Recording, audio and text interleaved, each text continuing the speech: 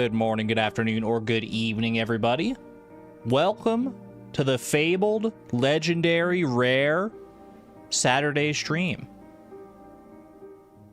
I don't normally stream on the weekend, but you know what? Something compelled me today. And here we are. Gonna be a casual one. We're not doing anything too fancy here. I just felt like coming back to Junimo Kart. Earlier on this year, like right towards the start of the year, I think I did a stream where I was going for like 100,000 points in Junimo Kart. And here we are. I mean, honestly, I cleared that goal a lot easier than I thought I would.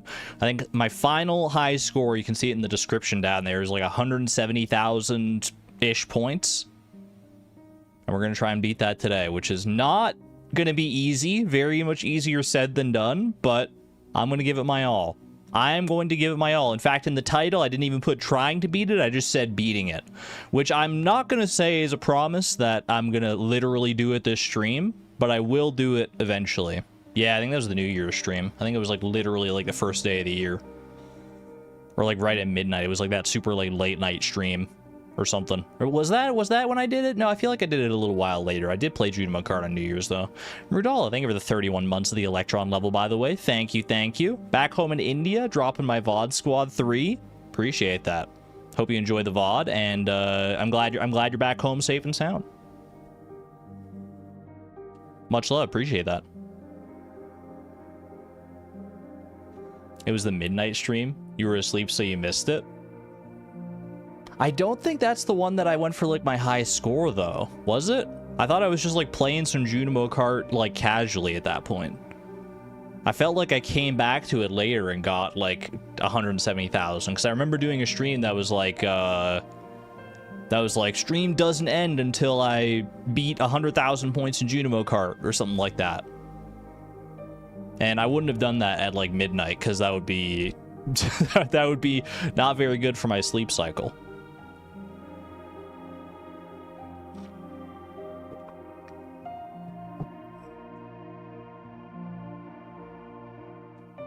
The New Year's stream was the surprise one after I had been unwell for a bit. That rings a bell, yeah. That rings a bell.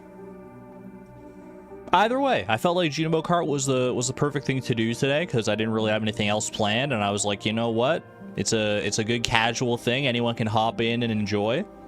I love me some Junimo Kart. I know that is a rare sentiment in the Stardew community, that not everyone is a big fan of Junimo Kart because it is notoriously quite hard. But if there's anything you know about me, you know that I enjoy a good challenge. So, is 200,000 points a realistic goal? I honestly don't know. I feel like I've never really... I've mentioned, like, the world records for, like, Junimo Kart in the past, and they go up to, like, between, like, 300,000 and 400,000 points or something like that. I've still yet to, like, look into any, like, official leaderboard stats on that or anything. That's all just, like, anecdotal stuff, but word on the street is that it's up there. So I feel like 200,000 is a reasonable enough stepping stone for me. Whether I go higher than that at any point, or even if I get to 200,000 at any point, remains to be seen. But I am excited to try at the very least. And I hope you're excited to join me. This might not be as long of a stream as they usually are. I don't know how long I'm going to go today, but there's a good chance we just go like a couple hours instead of like 3-4 hours. Depends on how much I get into it here, I think. What's my fastest progress mode clear? That I don't know, honestly, Small Kidney Joe. That's a different statistic I have yet to track. Exclamation point optimism. I appreciate that, Sarah. Let's get into things here, shall we? We're not getting right into the game, though, of course. We obviously... I mean, it may be a rare Saturday stream, but that's no reason to deviate from the norm. Let's play some freaking Pokedoku. How do you feel about that? Pokedoku, Puffurtle, Stardoodle, all that jazz. Paldea, Rock, Normal, and Ghost type. Paldea, I think I have a few left. I think I actually think I have Knackle Stack or Garg. Yeah, this is like Knackle Stack, I'm pretty sure. Which is a Rock type, so that'll work. And then otherwise we've got like electric and water types, so that's not going to work for that either of the other ones. But this should be one here, Knackle Stack. Beautiful. It's such a weird looking Pokemon, man. It's hard to even parse what's going on here. Like, what is it supposed to be?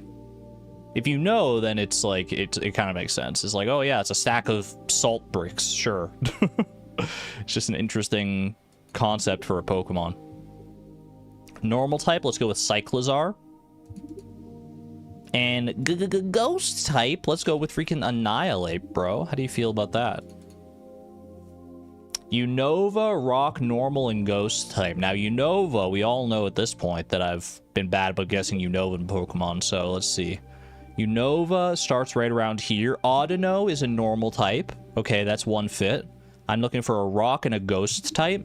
Yamask is a Ghost type, but the form I have to guess is the Galarian form, so that's not going to work there. We got another normal type, so I could go Bouffalant or I could go Audino. But I don't think there's any Rock or Ghost types in here otherwise, unfortunately. Nah, I ain't gonna do it. Alright. That's okay, we still got one new one. Audino. We take those. Unovan Rock type, I'll go with freaking Roggenrola. And for Ghost, how do you feel about... let's just go with Yamask anyway. Why not?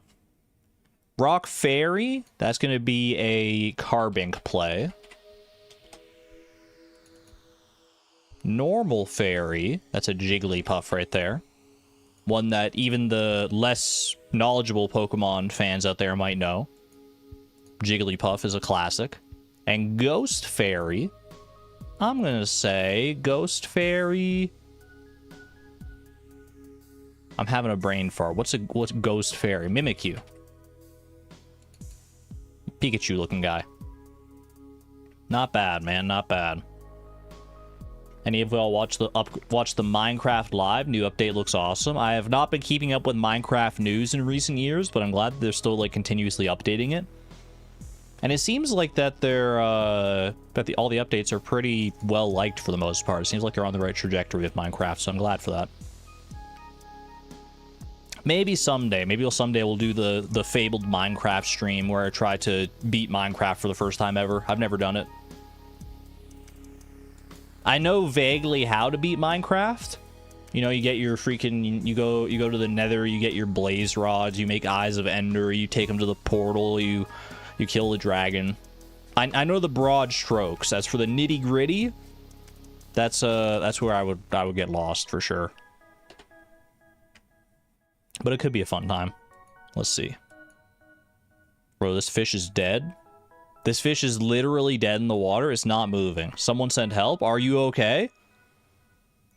Carp. There's nothing else it really could have been, to be honest with you. It's a pretty straightforward one right there. Oh, dear. I've caught enough carp in my time to know a carp when I see one. I can't even think, is there another fish that could even do that just, like, doesn't move? You got the Paffertle in one today, too? Yeah, it's pretty straightforward, that one. If you know your fish, that is. Do you feel bad for it? It's just chilling. He's just chilling there. Me, if I was a fish. Just sitting in one spot. Chilling out. What do we got here for Stardoodle? I guessed eggplant as my first guess previously, and that worked out pretty well for me last time.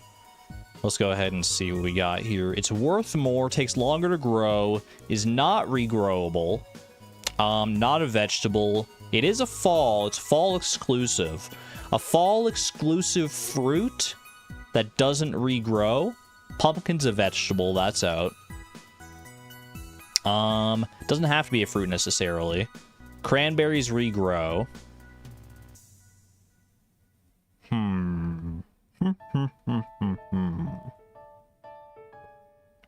Oh. Could be a fruit tree fruit, actually. Maybe we should at least, like, eliminate the possibility. So what fruit trees grow in the fall? I'd say a pomegranate. It is not a fruit tree, okay, but it is a fruit. It is a fruit. Nevertheless. Worth less than 140, so it's not going to be like a sweet gem berry or something like that. Oh wait, I'm dumb. Fruit trees freaking regrow, bro. What am I thinking? Okay, fruit that doesn't regrow in the fall. Why am I brain farting on that one? Let me just like go down the line. Blackberry? You a blackberry? You're blackberry adjacent. You're a freaking wild plum? You're a wild plum, bro. How about that? Not many fruits that grow in fall, huh? I was like trying to rack my brain and I'm like, they're all vegetables, man. It's all vegetables all the way down except for like the forage seeds, apparently. So there you go. Couple fruits located in there.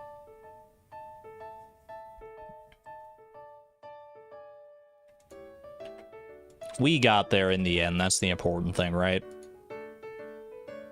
And now, let's go play some freaking Junimo Kart, man. Place your bets now. How high do you think I will be able to score today? Bearing in mind, I'm pretty rusty on Junimo Kart, and my previous high score was 170,000. What are we thinking?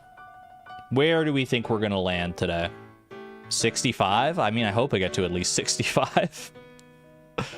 I hope so. Is it possible to beat Junimo Kart with a score lower than 65? Or not beat, but, like, lose Junimo Kart? 169,000? That would be tragic. 209,000. 200,000 plus? I appreciate the optimism and the confidence. Thank you. Let's load on in, shall we?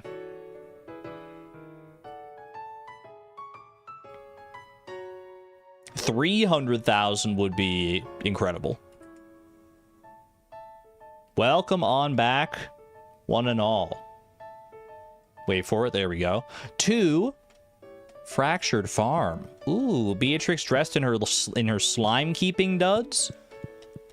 Wait, hold on. It's kind of perfect Junimo attire though, but I gotta go get the actual like Junimo hat. We need to be properly dressed for the occasion.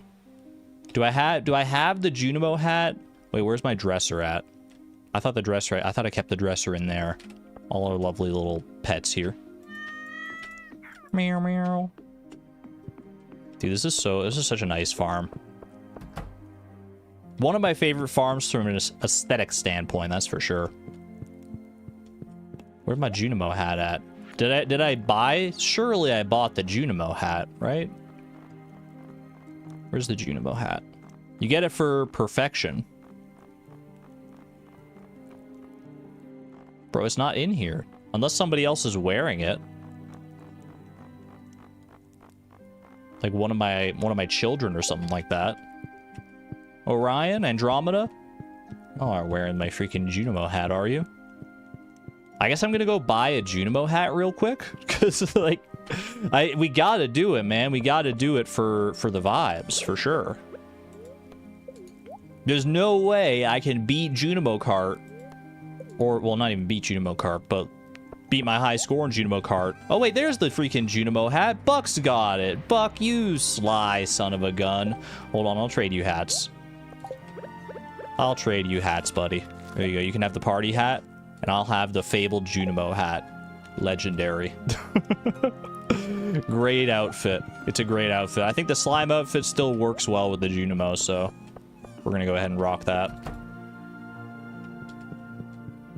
All right, I don't think that I actually saved my score last time.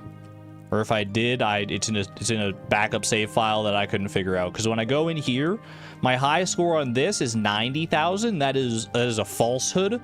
I went back and checked the tapes. I checked the VOD to see what my actual true high score was, and it was 170,000. What does it say in the actual description here? Let me see, because I wrote it down.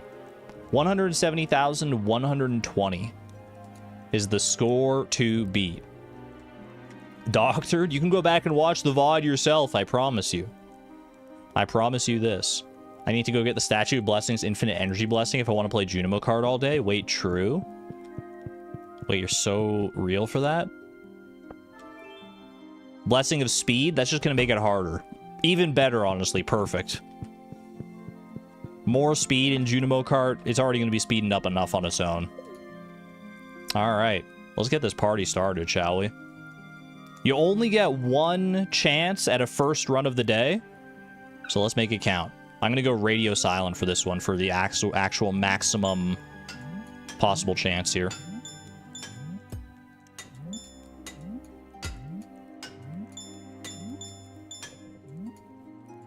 Well, that wasn't great. I'm a little rusty, okay? Cut me some slack here. Cut me some slack, man. It's been a minute since we played Junimo Kart. He never goes silent. I go silent. I'm the best at being silent. Some say I'm the most silent streamer they've ever listened to. I can go silent if I really want to. I just don't want to right now. I want to talk to you. The stream lasts until I reach 200k. I never said that. I never said that. That said, if we get really close to 200k, I might not be able to help myself. I might just have to buckle in for like an 8-hour stream to get to 200k. We'll see. Realistically, though, I do think this is probably going to be a shorter stream than usual, just because I'm not used to streaming on Saturday. My brain is like fighting against it a little bit. Even though I want to. I obviously want to stream, otherwise I wouldn't be streaming right now. But like my brain is like, this is abnormal. What are you doing? It's taken a second to adjust to it. But we'll get there. We'll get there. Don't worry about that. Don't worry about me.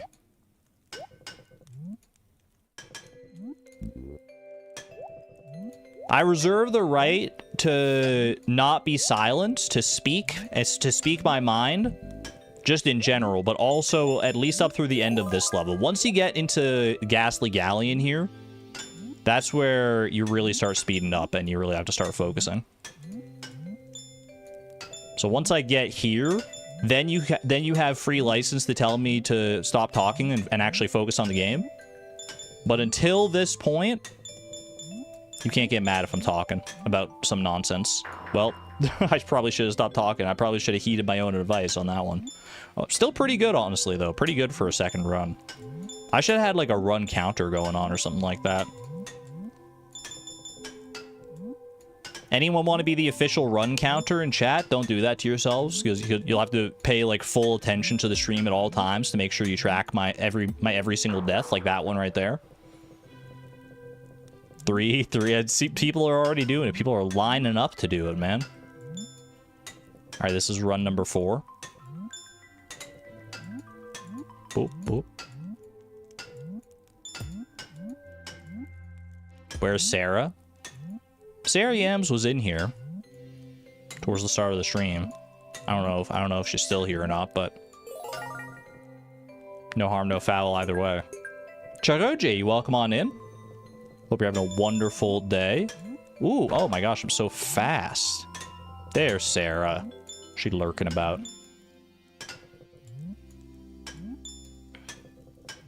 Wait, chat, yeah, you got to take your chance to get your horse today as well. It's a rare opportunity for a weekend horse. Normally the horses are on vacation at this point, but Nightbot is here, or the stable is open. You got to take your chance, absolutely.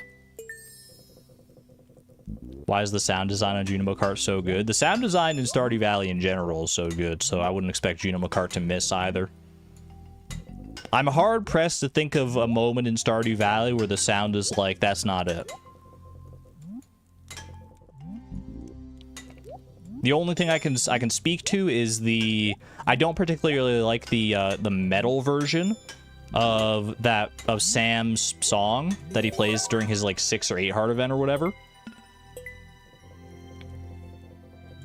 But that's just a personal preference on my end. Your mileage may vary. Dang it, man. Squelch the tent. That's still good sound design. Just because it is a visceral, uncomfortable sound doesn't make it bad sound design. In fact, it might make it better sound design because it is so visceral and unsettling. It does what it's meant to do. It's a squelchy sound. The sound file is literally called feces.mp3. Make of that what you will. I've looked in the files. I've seen the names. I don't know why it's named like that, but that's what it's named.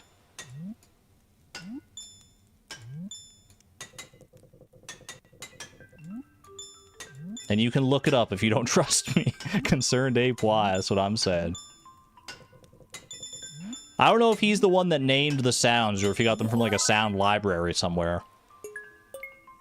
Definitely like some of the sounds he made on his own. I don't know if he made every single sound on his own. There might be some from like different sound libraries.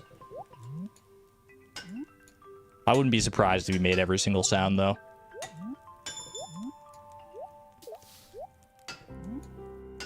Ooh, okay, not bad, not bad. Little orange get. No, dude, I thought I could make that. Oh my gosh, right in the freaking hole. Abysmal. It's okay, we keep going. We haven't even gotten a freaking 50,000 point run yet. I know I've only just barely started, but I'm starting to get into the Junimo Kart mindset now. I can feel it. I feel it in my bones. This is at least 50,000 points on this one, I promise you. Some things are better left a mystery. You're not wrong.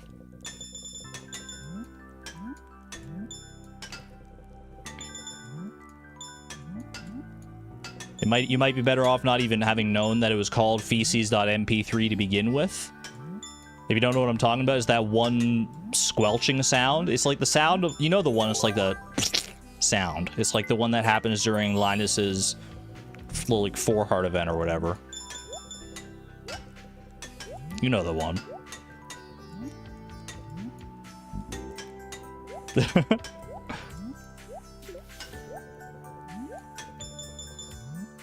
Exclamation point worm bin. Laisha, welcome on in. Welcome on in. Hope you're doing well.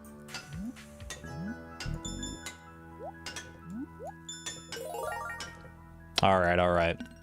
I'm locking in. Like I said, this is a 50,000 point run in the making. Let's actually make it happen.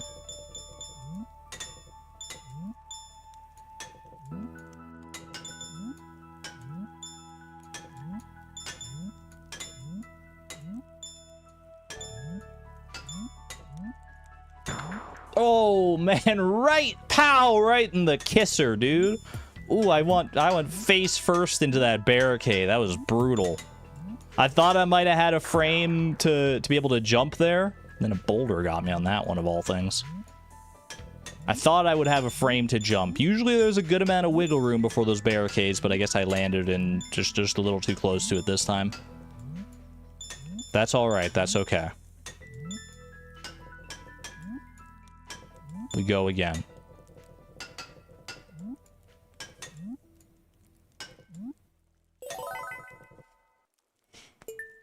Take a shot for every sub 50k run. Don't do that. You will quickly regret it, I feel like.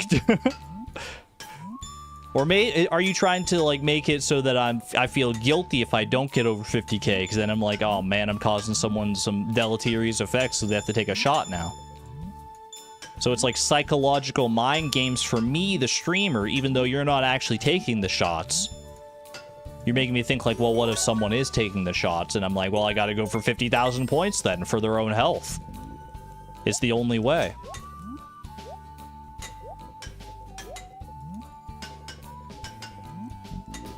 I don't know if I've ever taken a shot in my life, to be honest with you. I probably have. Like I said, you guys know that I'm not really much of a connoisseur of the alcoholic arts. But I've had I've been out with friends and stuff before. I've tried stuff. Like that's the way I know I don't like stuff. I don't like most alcoholic beverages, or any alcoholic beverages really. Not any of the ones that I've tried, at least.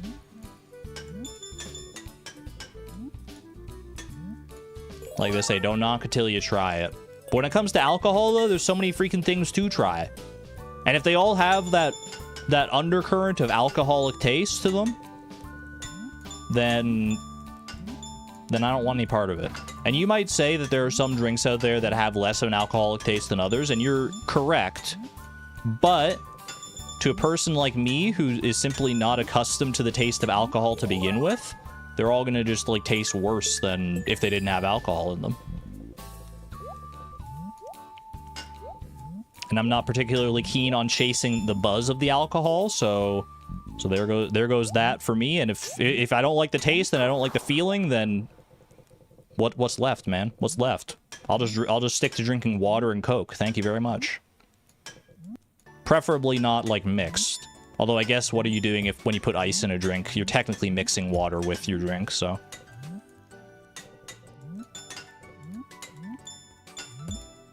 Do you guys get ice when you go out to get a drink at like a fast food place or anything like that? Are you an ice? I mean, the default state is ice. Like, some places will ask if you want ice or not. But most places will just give you ice if you don't ask. If you don't specify that you don't want ice, you're getting ice. You like ice? I don't know. I've never been that big of a fan of ice in my drink, to be honest with you. At least not from like a fast food establishment. Because usually the case is that they've got those like those drink fountains, right, where they have all the different like drink dispensers and stuff, and the drinks are in there, but so is the ice. And I'm thinking like, well, if this machine is cold enough to house the ice and keep it frozen, then surely it's also cold enough that I don't need more ice in my drink. It's just gonna water it down. So as long as I can drink my drink fast enough, which I usually like do, then like the ice is only gonna water things down. It's not gonna get warm enough quickly enough for me to like care. My theory doesn't hold. Explain to me why.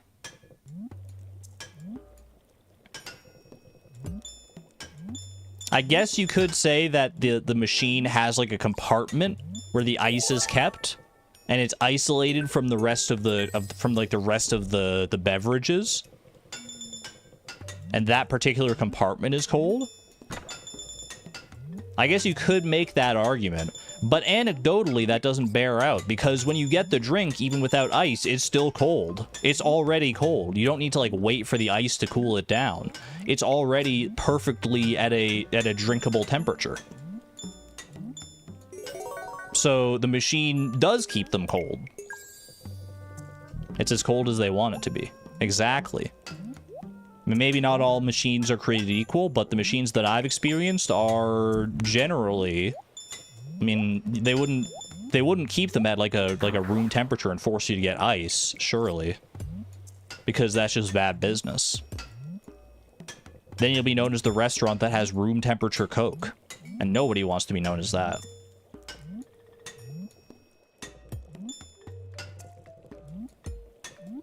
Please see your previous message. I can't. I'm currently in the middle of Junimo Kart. And there's no pause button except for the pause button. A shield, what'd you say? I literally watched a VOD yesterday in which I went on this exact same rant. No, I've been found out. I've been found out. It turns out when you speak for thousands of hours across hundreds of streams, you run out of things to say. No! No! They know that I'm repeating the same conversation topics and that I don't internalize everything that I learned from chat. No! I've been had. Well, we had a good run, y'all. I'm so sorry. I'm so sorry. My recycled bit. It was in randomized perfection. I talked about a lot of different stuff in randomized perfection that tracks. Yeah, streamers are not allowed to repeat any topics whatsoever at any point. It's written in the streamer Bible that we all have to read and sign before you can start streaming. If you're a streamer, you know. You know. And if you don't know, you will soon. And yes, that is a threat. You think you won the argument? I'm not getting ice in my drinks. You're not going to convince me. Anyway, it's time for radio silence. Never mind. I didn't think the ghost would go that high, bro. I thought he was gonna hang out beneath the tracks. I thought we were cool like that. I thought we were buds. 11 deaths? That's not true. Because now it's 12.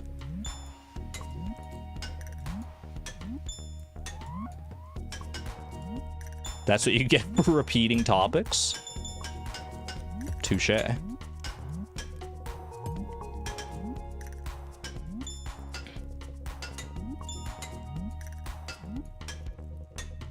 You know what I've been in the mood to do lately? I've been having an itch for is to go back and play some Mario games, man. I've always had this idea in the back of my head to try like one day I want to try to go through all the Mario games, or at least as many Mario games as I can, with like as few deaths as possible. Like ideally 0, but that's kind of unrealistic. And maybe one day I'm gonna do that, man. A whole friggin' Mario marathon. Sunshine is a classic. You support this Mario journey. I don't know how many people would be along for the ride. I don't know what the cross section is between my current audience and like big Mario fans, because I'm a big old Mario fan. I grew up with the Mario games. The literal, like, one of the first games I remember ever playing was Super Mario World. It might have been the first game I played at home on a console. I did play some very, like, primitive PC games before then, for sure.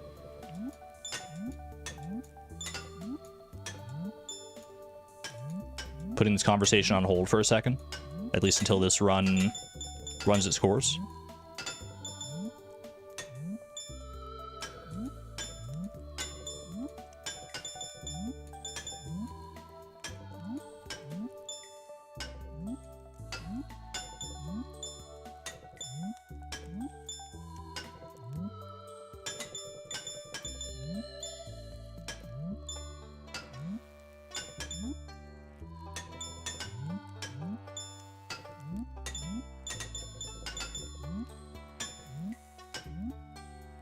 First run of the day to make it past the Ghastly Galleon. We take those. We take those.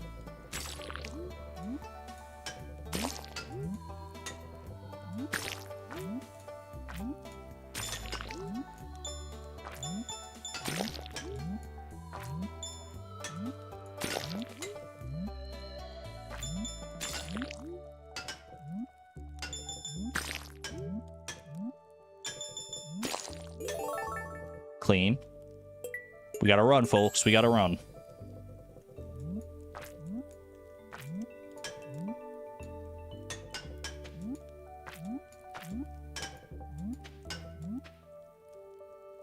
Oh, I lasered in so hard on the cherry, man. I was so focused on the cherry.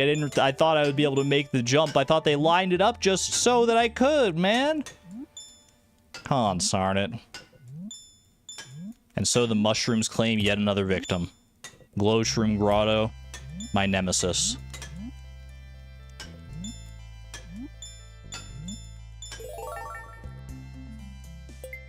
Yeah, I don't know. Maybe I'll do that at some point. Just like a full, like, week-long Mario marathon. I don't know if that would be anytime in the near future, but that would be a fun time, I think. Even if you're not big into the Mario games, I think you'd still have fun with it for sure.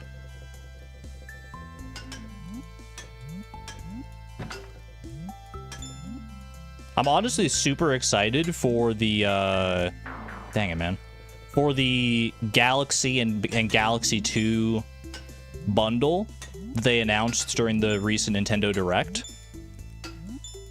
Because I've been hankering for a better way to play Galaxy 2 for a long time, man. My Wii is currently, like, in storage, and it would be, like, a pain to, like, go and get it and get it set up and everything. So if I can get Galaxy 2 on my Switch 2, dude, that's gonna be such a dream. Galaxy 2 is weirdly, like, probably my favorite Mario game. It doesn't even, like, fully make sense, because it's, like, basically just, like, a DLC of Super Mario Galaxy 1. It's basically just, like, an extended version of it, but it's like they took everything about the first Galaxy game, other than maybe, like, the, like, atmosphere and stuff, and they expanded on it and made it, like, so much better. I do prefer the Comet Observatory from Galaxy 1 as like a hub world compared to, like, the world map situation they got going on in Galaxy 2. That's the one critique I would have, but the levels themselves have a very special place in my heart.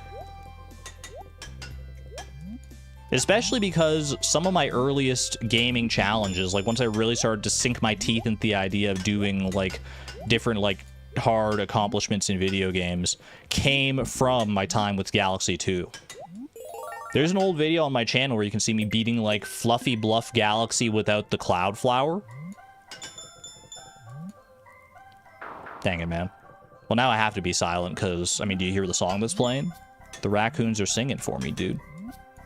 A moment of silence for the raccoon chorus.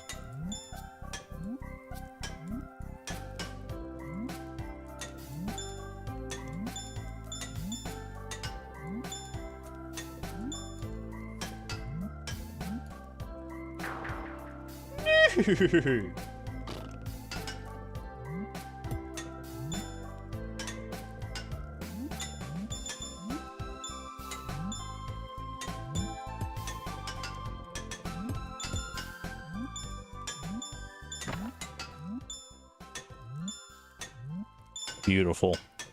And a horse in the middle of all that as well. In the middle of the raccoon choir. Does it get more blessed than that? Kimmy, congratulations on your horse. First horse of the day.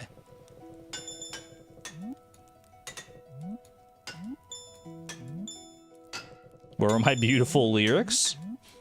I kind of got it out of my system when I hit the horse button. I'm not going to lie to you. That was technically still my voice in the midst of the raccoon song. It was just my horse impersonation instead. I think it fit quite nicely with the song, to be honest with you.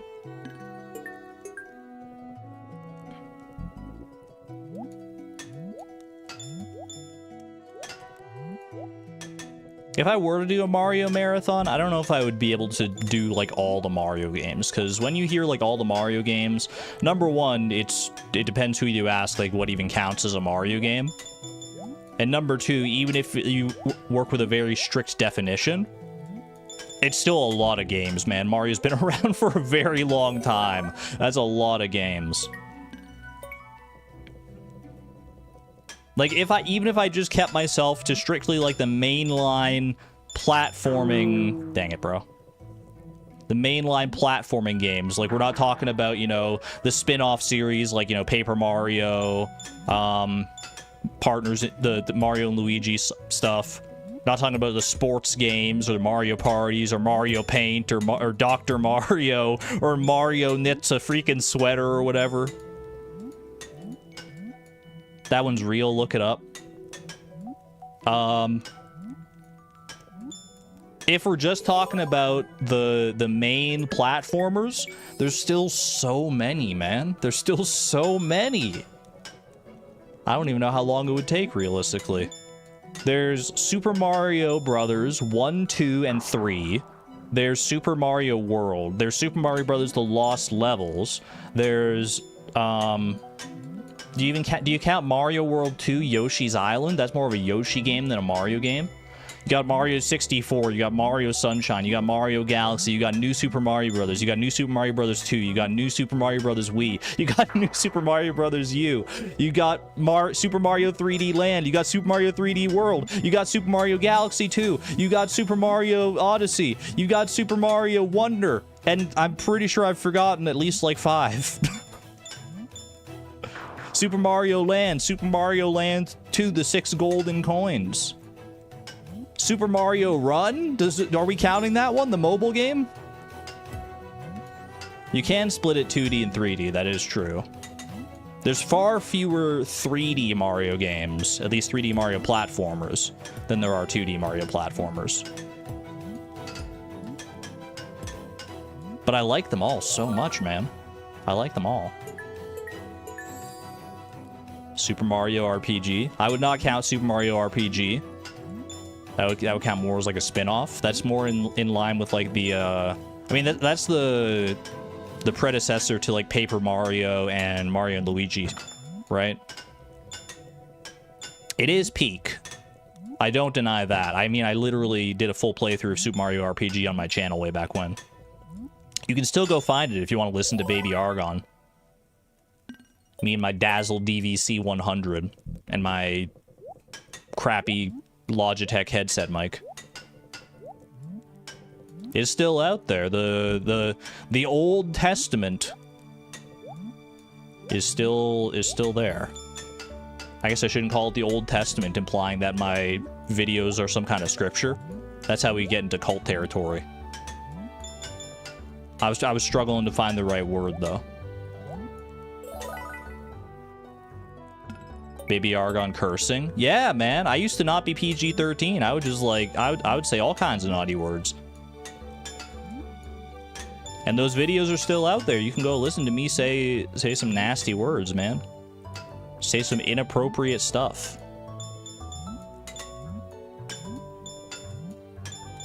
I leave it up because it's still relevant. It's still part of my journey as a content creator and as a person. And while some of it is definitely like cringy and embarrassing, and if I went back and listened to it, then I'd be like, oh man, I can't believe this is real. It's still something I appreciate. All right, we're locking in.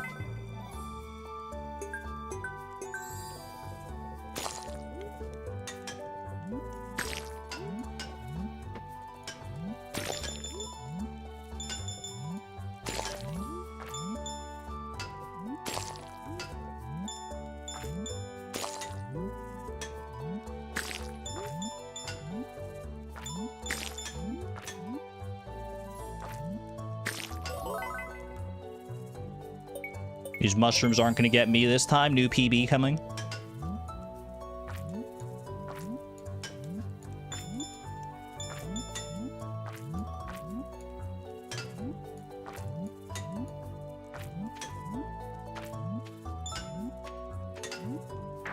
No, man, I jumped straight into it.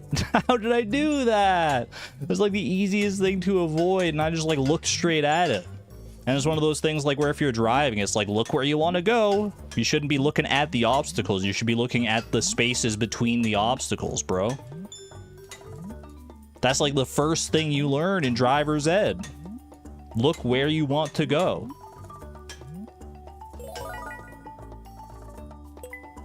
Rip. That cherry was rude. I know the exact one you're talking about, too. The one in Glowstream Grotto that was physically... I could not have grabbed it because it was, like, below the platform. If there was a way to get it, then I was not privy to it. That's for sure. But that's just the name of the game. Sometimes you just have to accept it that, at least in order to survive, you're not going to be able to get every single fruit. That's why it's so imperative to try and get as many fruits as possible in these early levels, because especially in the later levels, once it starts like really speeding up, you really just need to focus entirely on survival. If there happens to be a fruit in your way that you can get, great, but the odds of you getting like all 3 fruits in some of the later levels are much less than they are, at least in these first few. A mod should pin King Louie's message. I don't think mods can pin messages. I think I can pin messages, but I can check the message. What did King Louie say? Current best 68,260. I can pin that though. That's the current best of the day. All right, back to it. Hold on. Pausing in Junimo Kart is always a little awkward. Concerned Ape, I know you're watching because I know you love. I know you love me. Let's not pretend. Not me being parasocial with Concerned Ape. Update for 1.7 request. When you unpause in Junimo Kart, give you like a short little like 3, 2, 1 countdown before the game resumes.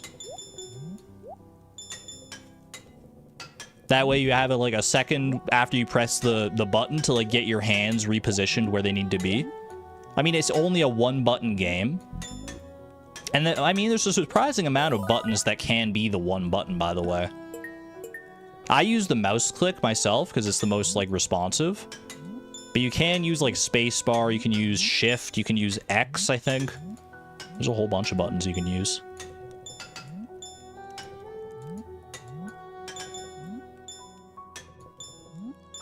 A close one there. I should be silent. This level is actually hard.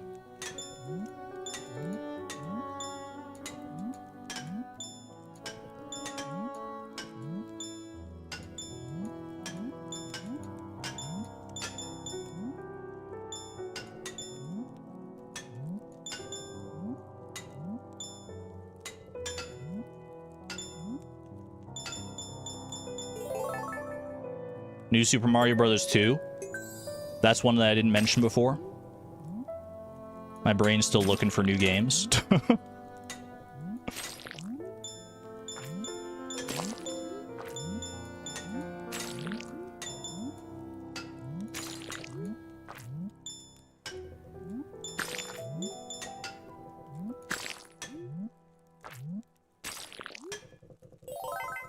All right, we're back. We're back.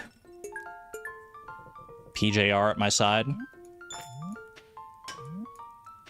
Dang it. Oh, I could feel it the second I pressed the button. I was like, I held that a little too long. I'm not going to land back on the track, bro. That was tough. That was a toughie. Was that a new PB? What's my current PB today? 68,000? That was like 65,000 and something. We were close. We were close. Yeah, I wasn't quite there. That's all right. We still take those victories. Even getting to Glowshroom Grotto is a victory as far as I'm concerned. I'm pretty sure in order to get 200,000 points, I'm going to have to go through Glowshroom Grotto like twice, at least. So buckle up, folks. And the second time, you're going a lot faster. Because if you're not familiar with Endless Mode Junimo Kart, the levels just keep looping. Once you reach the end of Sunset Speedway, it just loops back to the start and it just gets faster. That's the way they keep it endless. I feel like not many people actually even get to Sunset Speedway in the first place on Endless Mode. So that may be forbidden knowledge, but that is how it works.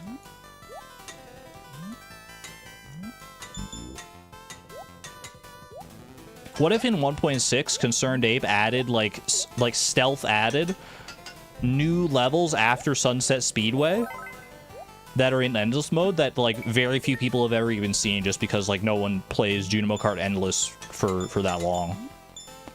What if there's like a Rainbow Road or something at the end of this, man? That would be so hype. Dude, that would actually be... I would love that. I would love if there was like a Rainbow Road style Junimo Kart track. That would be so cute. Modders, get on it. I don't think Junimo Kart is a very easy part of the game to mod, but if someone out there is determined enough, anything's possible.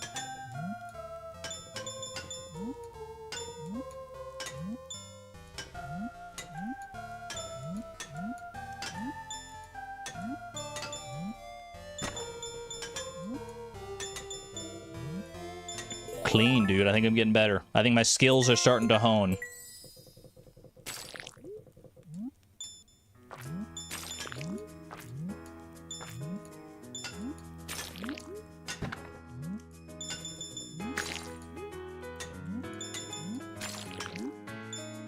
That was a tough one, man. That barricade was in such an awful spot. I think the play there was to like try and land on top of the barricade and then jump a second after in order to actually be able to make that jump, but I didn't trust it. I simply did not trust it. That's okay. Anytime there's a barricade at the end of like an uphill slope, especially going off, and then it goes off to like the next section of track, it's brutal. Your heart rate just keeps going up. Careful there, Miss L. We've barely even gotten started. I have yet to even crest the 6-digit point. We haven't even made it to 100,000 yet today. We got a ways to go here.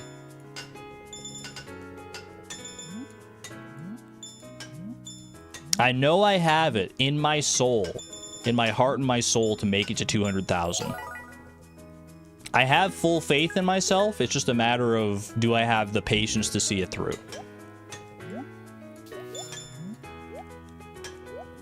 It may not be today, it may not be tomorrow, but it will happen. This much I can certainly guarantee.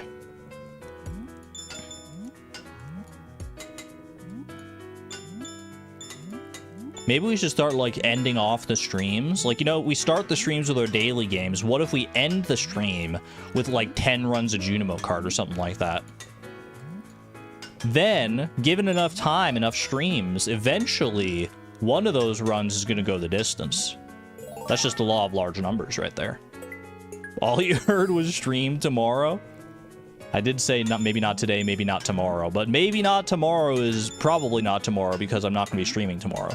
So unless I decide to play some offline Junimo Kart, which is not currently in my plan.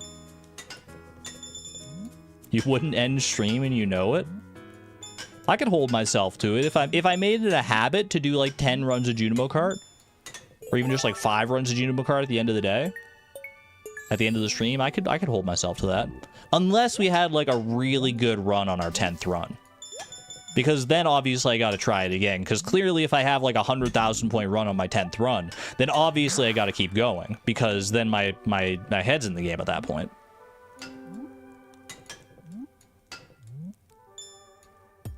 Rip. You couldn't even stick to the promise? What do you mean? You trust me so little? One in chat if you think that I would be able to hold myself to just 10 games of Junimo Kart. 2 in chat if you don't think I have that kind of willpower.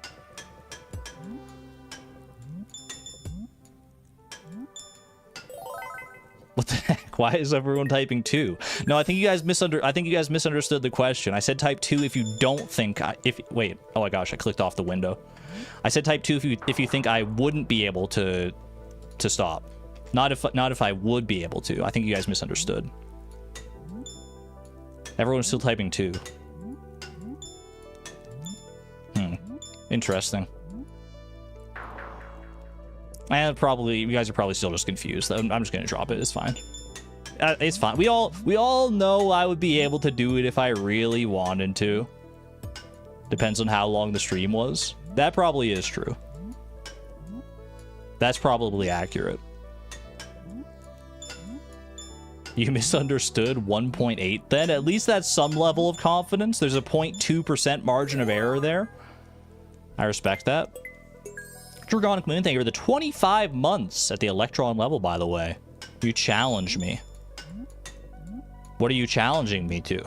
Are you challenging me to stick to my guns and only do 10 games of Junimo Kart? Not this stream, but in this hypothetical scenario. That's 20%. 0.2 is indeed 20%.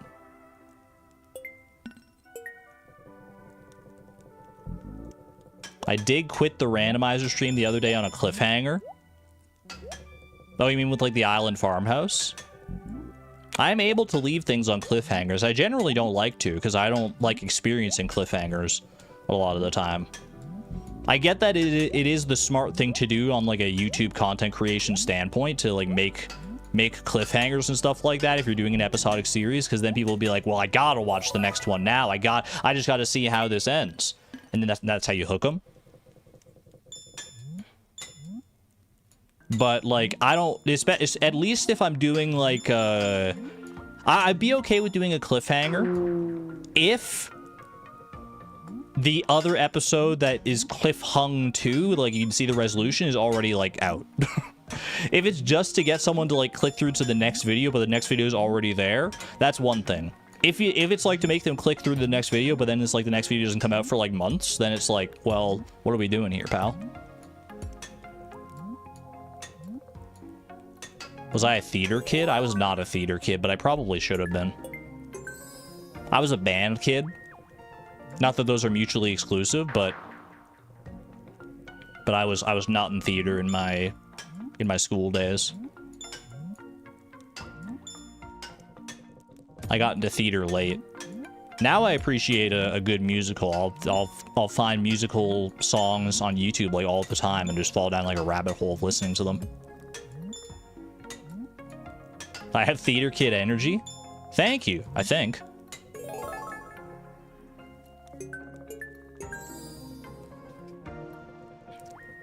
Savon stole a couple funny looking mushrooms from the Mushroom Grotto. Please don't steal the mushrooms from the Mushroom Grotto. I kind of need those. Unless it's those dang poison spitting mushrooms, you can have those ones.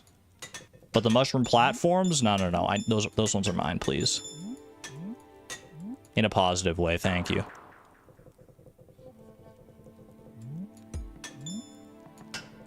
I think I would have had fun in theater for sure, but I was like way too shy. back in my school days. I'm still relatively shy now, like I'm an introvert for sure. But back in my school days, it was practically like it was kind of problematic. I just like wasn't talking to like anybody. I was so nervous. I was so insecure in my own freaking skin. It was bad. But it did mean that I was able to just like lock in and focus on my schoolwork, because that was like kind of like my safe space. I could just focus on the work that I wanted to do and not worry about like the actual like social pressures and cliques and other aspects of high school and all that. Avoided all the drama. Which does in turn also mean that I avoided a lot of like probably beneficial social interactions that would have helped me to mature faster as an individual and to learn lessons earlier, but it's the cost of doing business. The cost of being in the gifted program, at least for me. Because I was indeed in the gifted program. I don't think there was anything that I like really got from being in the gifted program of my high school. I just remember them pulling us out of class one day, like me and like 3 other people, and being like, you guys scored high enough on this aptitude test that we're going to put you in a special track as like gifted students. And I don't remember anything ever coming of that. But it felt good at the time.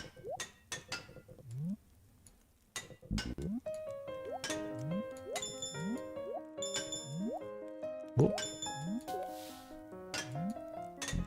Subtle flex. Wasn't all it was hyped up to be, like I said, yeah.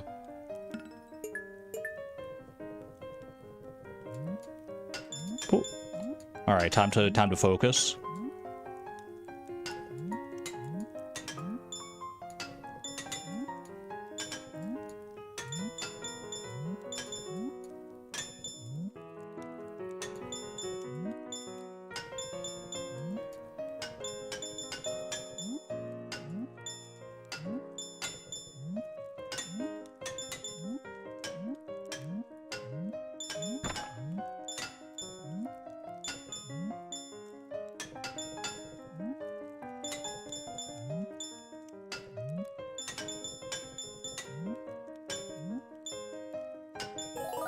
Not bad, not bad. Kirby music is my safe space.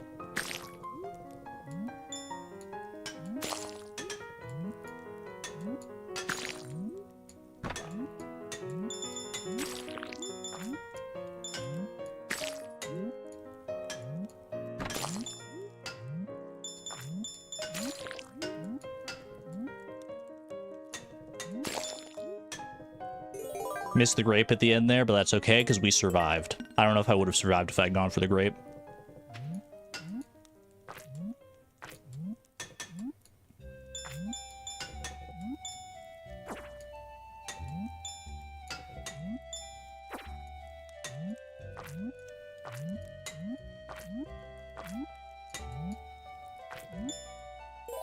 Glowstrom Grotto conquered. New PB of the day. Amelia, thank you for the 12 months of the Neutron level.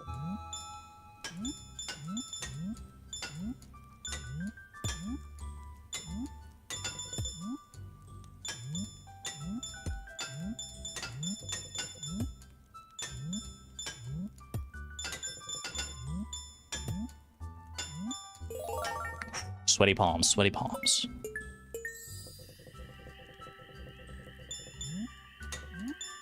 Oh, that's what a sad way for that run to end. What was the score? What was the score? What's the new PB, chat? We got to pin it. Hold on.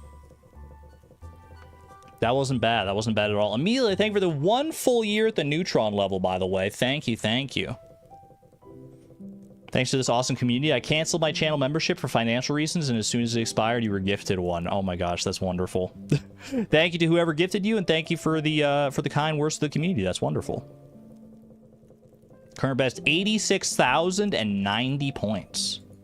Not bad, dude. Not bad in the slightest.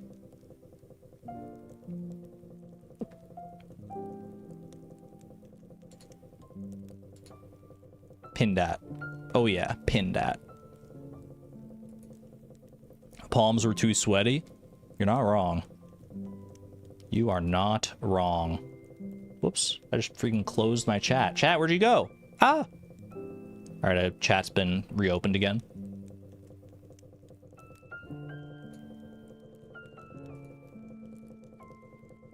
Is my fan running? You know it is, Savon. You know it is. You better believe it.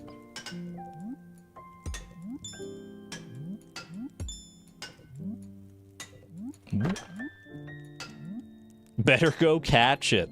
Classic, man. Classic. Gets me every time. You get me every time. Call me Gus of the Star Drop Saloon, because every single time you get me with that joke. Bro. I got freaking pwned like a noob. What was I talking about before? Oh yeah, being in the gifted program. Sometimes I do wonder whether being in the gifted program, it like I said, it didn't really do anything for me as far as I remember. And part of me wonders whether it did more harm than good, because like it kind of puts you up on a pedestal that feels very like stressful and nerve-wracking when you're a kid. Like I was privileged enough to like have a good support structure, a good family unit, and also to be like a relatively intelligent kid, like beyond my peers to a relatively high degree, based on the fact that I was in the gifted program like to begin with.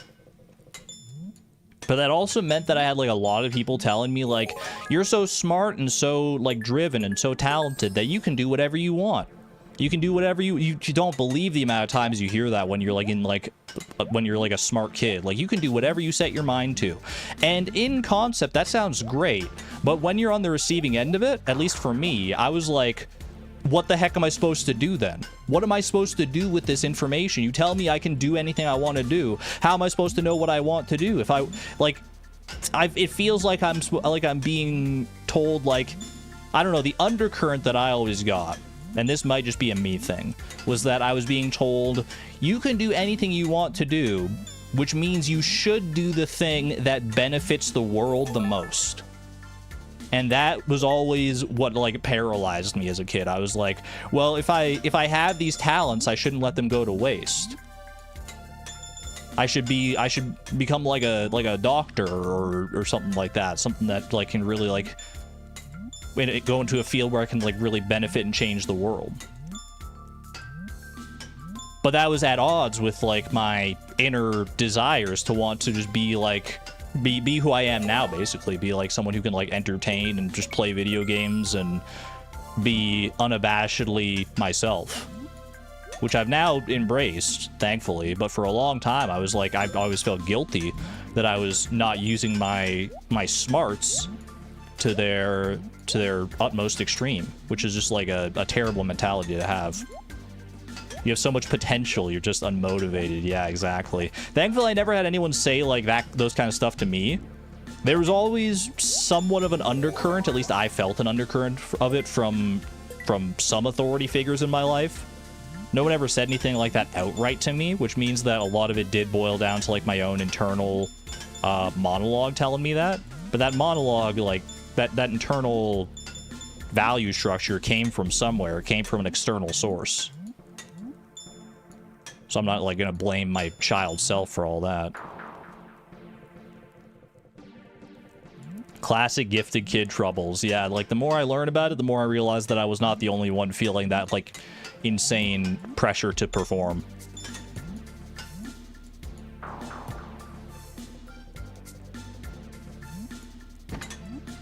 And honestly, I think I made it pretty good, all things considered.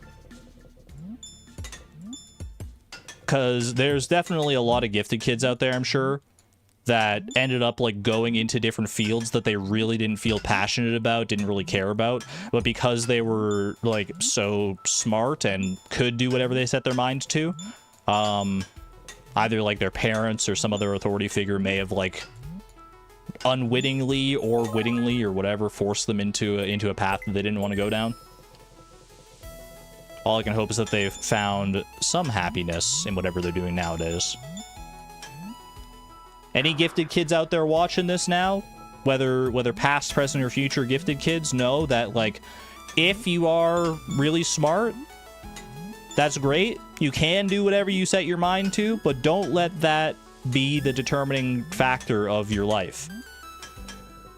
I mean, take that to heart, honestly. Take it more to heart than I did. If you can do anything you want to do, then do what you want to do.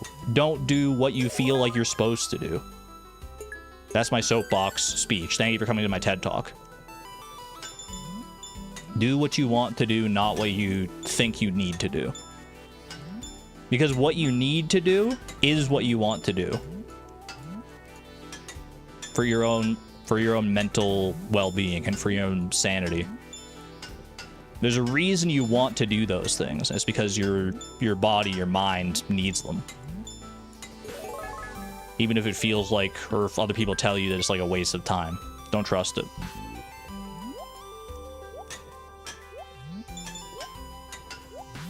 Anyway, hopefully that resonates with somebody. Don't know how we end up here, but but I'm glad we did. Yo, Emma, welcome on in. Hope you're doing well. Happy Saturday. Hope you're having a good weekend. Emma, don't you normally stream on Saturdays, or am I thinking of Sundays? Usually, I feel like I've seen you stream on weekends. I just don't remember the specific day. Dang it, dude. Hard relate? I'm glad. Yeah, I feel like there's probably... I've fostered a community. You can probably relate to what I was saying there to a certain degree, I would imagine. Sundays at the moment, I got you. Well, I hope you're enjoying your lovely Saturday, then. We out here playing some Junimo Kart, racking up those high scores. Current best, just shy of 90,000. Got a ways to go if I want to make it to 200,000, but... The longest journeys start with a single Junimo. That's what I've always said.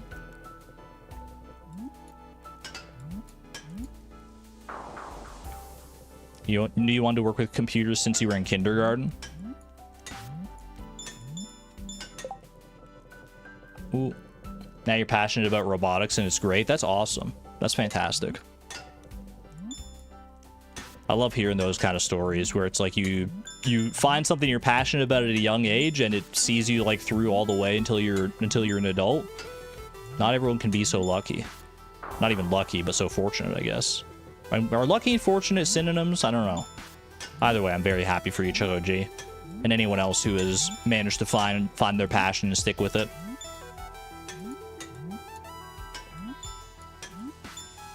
That was a scary boulder. A lot of them are kind of getting in my way.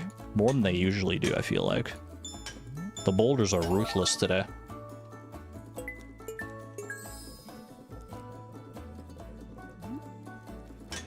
You can see when he's about to miss, I keep screwing up my face involuntarily. That is one of the most tragic parts of Junimo Kart, to be honest with you, is you can often see the writing on the wall before it happens. Like, especially me as the actual player, I have enough experience with Junimo Kart at this point that, like, when I click, I instinctively know whether or not I've died. Before I get anywhere close to landing, most of the time I can intuit. I was like, that was a bad jump. I'm not going to make that. Even sometimes before I jump, which is like paradoxical. So you think if I notice that before I jump, then I'd be able to like correct for it. But a lot of the times, or not a lot of the times, but at least sometimes you get into a circumstance where you're looking ahead at the track and your brain is trying to figure out, okay, where do I need to jump? Like, you're trying to plan ahead. And sometimes the path is not clear, but by the time that you like try to divine what the path should be, you're already there and you have to react. And then all of a sudden you're back in the freaking caverns, man. You tend to forget to breathe when you play Junimo Kart. I'm okay for the first few levels at the very least. I think at least up through like the end of Ghastly Galleon, I'm usually pretty chill. Once we start getting into like Glowshroom Grotto and stuff. I mean, honestly, yeah, even up through like Slomp Stomp, I'm usually okay. I think Slomp Stomp is probably easier than Ghastly Galleon, to be honest with you. Ghastly Galleon, I don't know if it is faster, but it definitely feels faster. Maybe it's just because of the slime in Slomp Stomp, but So you're bad enough at Junimo Kart that you get panicked every time you have to jump. I didn't get to fully read that one. And I feel like if I pause during the bubbles here, during the Gem Sea Giant, I'm not gonna be in a good spot.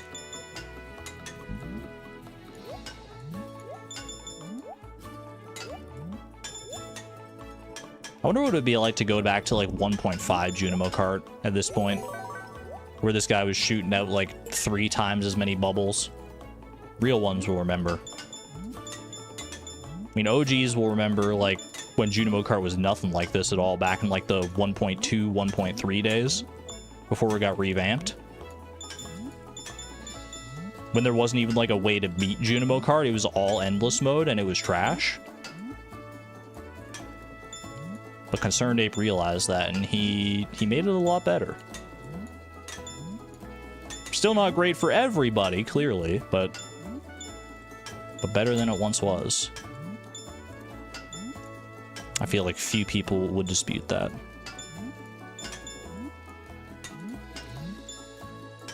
There's a long end to that level. Usually after you get the grape, it's like you're pretty much like right there. Not that time, though. All right, radio silence time.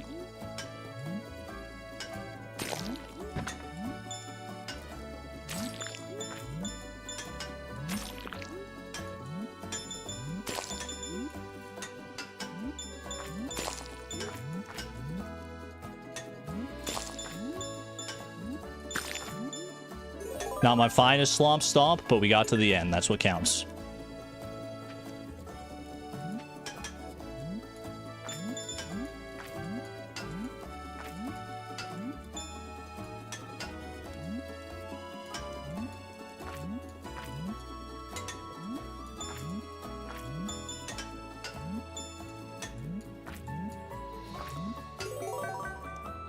Close one.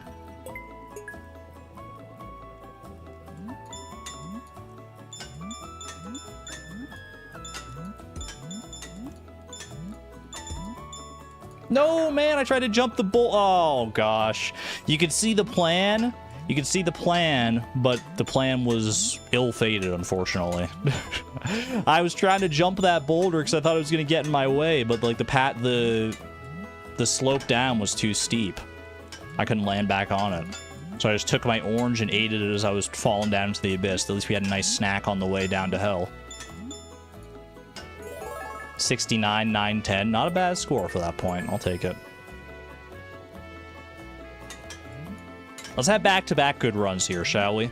A lot of the times, there's like, I have like one good run like that, and then we go on a string of not so great runs as I like decompress from that run. Let's just do back-to-back good runs. Why don't I just make every run a good run like that? Like, why don't I just get to Glowstone Grotto every run, chat? We'd be done so much faster if I just made every run a good run. Wait, why don't I just win?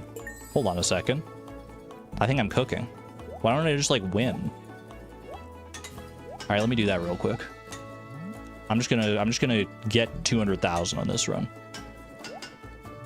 I never thought of it like that, but I think that's probably the way. Have a good night there, Ghost with Bow. Take care. I know I shouldn't be looking at chat, but I can't help myself. I shouldn't be looking at chat when there's bubbles all up in my face, especially.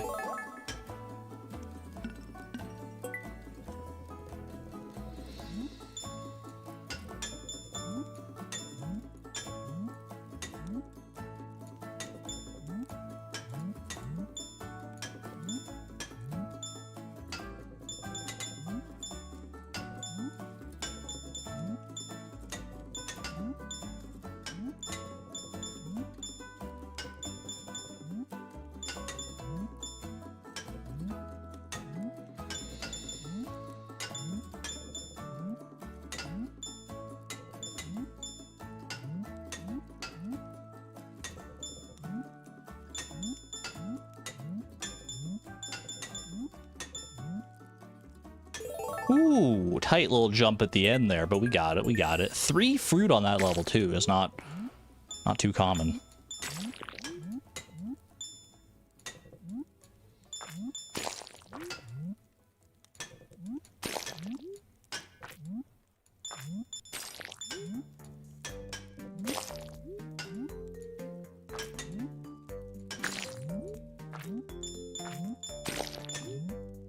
Bro, I was hitting so much slime, I thought Slomp was gonna freaking stomp me, dude. Scary.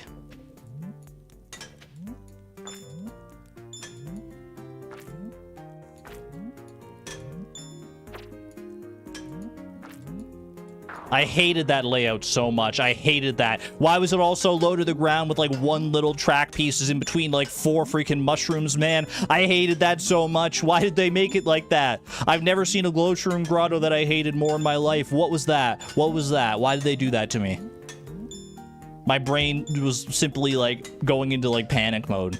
There was something about that pattern that was just like panic inducing. I couldn't tell you what. That was a good run though. That was a good run. That was good back-to-back runs, evenly. Even so? I don't know what I was trying to say there. Hate Glowshroom Grotto in general. It sucks that Glowshroom Grotto is so, like, annoying to play through, because, like, the vibes in there are immaculate. You know, if there's just like a level of the mines or something that looked like Glowshroom Grotto, I think we'd all love it there. But in Junimo Kart, it's like it's deleterious to my mental health. If I considered not failing, that's what I tried on that last run. It didn't work out so well for me, unfortunately. Turns out failing is a necessary part of succeeding.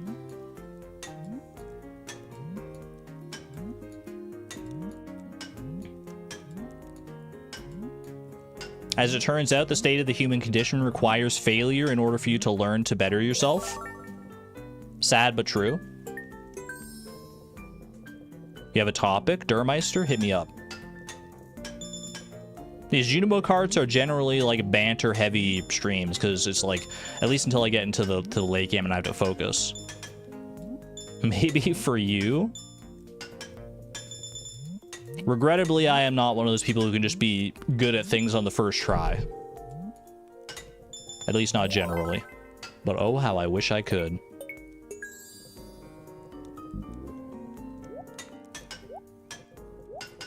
You seem to get more rude the more you like someone. What's your guys' opinion?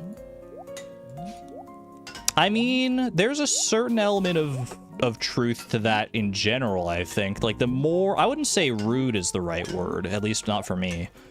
I would say, like, the more I get to know somebody, the more, like, comfortable I get being myself and joking around with them. And a lot of my own, like, brand of humor is, like, you know, you pick on each other a little bit. And I think that's a sign of, like, a healthy, trusting relationship to a certain degree. As long as you're not like going overboard on it, because like if you can like pick on each other and joke to each other about silly things like that, then I think that's a good sign. It means you're very comfortable with one another. It's easy to take it too far for sure, and it's easy to like not be on the same page as someone else. Like you might say something that you think is like a silly little joke, but they take it in a different way, and it's and they see it as like very rude. So you do have to be careful. You have to make sure you like really know the person you talk to. But as far as like being more rude as you get to know somebody else, I don't think that's necessarily true. Like rude has like severely negative connotations to me.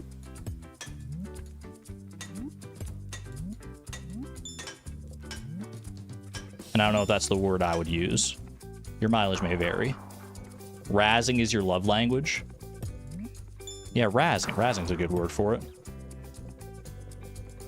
Whoops. Oh, gosh.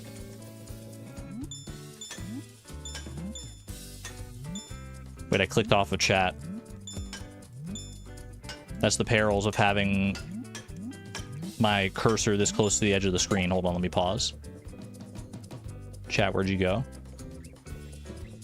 Razzie Daddy is the first thing I see when I click back on the chat.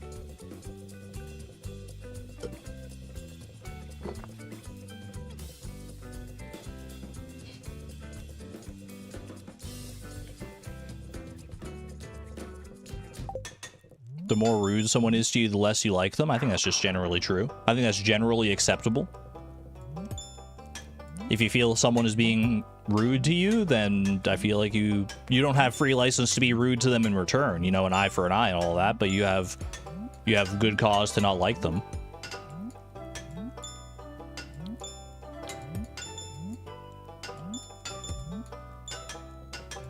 Going off on another tangent, actually, that brings something else to mind. I've always been I've had a hard time convincing my brain that it's okay to either like or not like things for no reason. You know what I mean? Like, my brain has this, like, it always feels the need to, like, rationalize things to such an insane degree.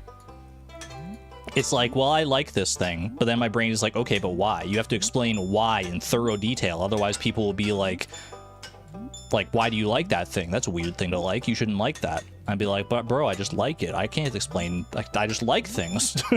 And I also just dislike things. I like things. I like people. I dislike things. I dislike people. And you don't need a good reason for those feelings to manifest. They can just be there. Feelings don't need to be a result of something concrete. They can just be a thing that you experience. They can be the cause and the result in and of themselves. And that's something I've taken, like, it's taken me so long. I think there's definitely still even parts of me nowadays that don't fully, like, appreciate or understand that. But it definitely, like, I've come around to it a lot more for sure. Feels like the same vibes as no is a complete sentence. I like that. I like that one. Ooh, ooh. Oh, jeez. I attribute that loss to the fact that I had to scratch my neck. My neck got a little bit itchy, and that's what caused that one for me. Because people interrogate you, and you need to be prepared. That probably is the main reason, is like you need to, like, you have experience of like having to like defend your beliefs or your opinions. So your brain just naturally, even if you don't need a good reason, your brain naturally looks for one.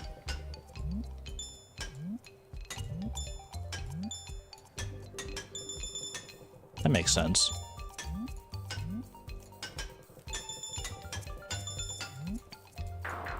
Oh, I hopped a little too soon on that one. I had too much speed going into that jump. That's okay.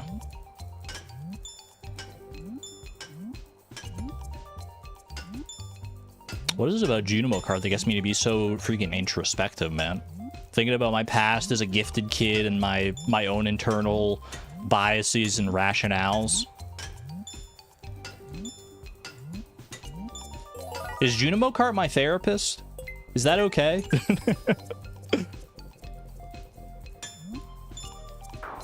I have very worse options.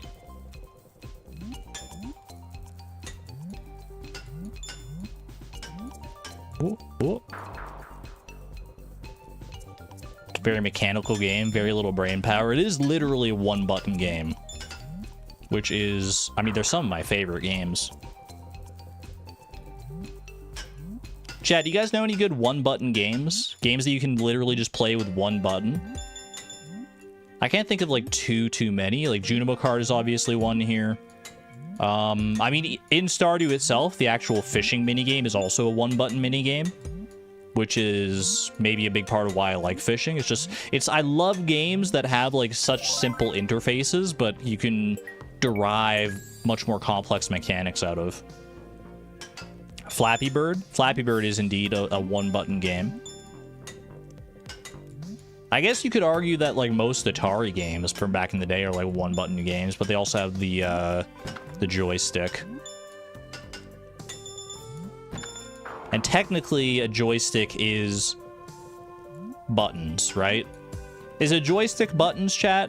Does a joystick or an analog stick count as buttons? It counts as input, definitely, but does it count as buttons? Because I think the way we've had this conversation before, yeah, where like the analog stick like presses buttons underneath it.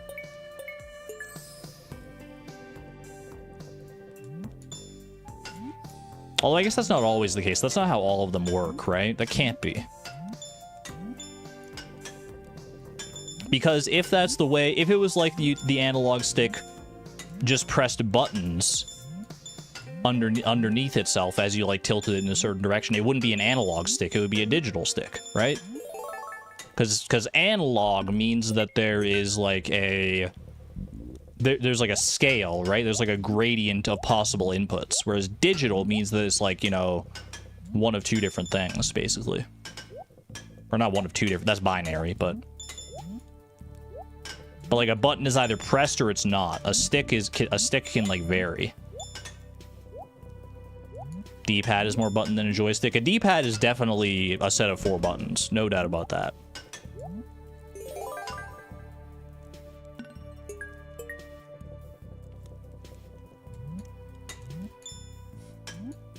I'm surprised there's not more controllers out there that have like a D-pad with a button in the middle of it. It seems like maybe it's not a good place for a button. You know, the more I think about it, the more I realize that would probably just like lead to a lot of like unintentional inputs, because like you'd be trying to press the D-pad, but then you'd accidentally press the button like in the middle of the D-pad. I don't know, but like the shape of the D-pad, that cross shape, just lends itself to being like, you know, there should be a button in the middle of those 4 buttons, man. My brain just wants just wants it to be so. It feels like there's a gap that needs to be filled. Anyone counting runs? I don't think so. But that's okay.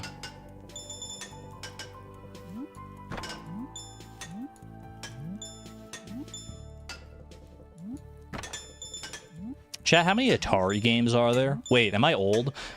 Chat, 1 in chat if you know Atari, 2 in chat if you don't know what Atari is.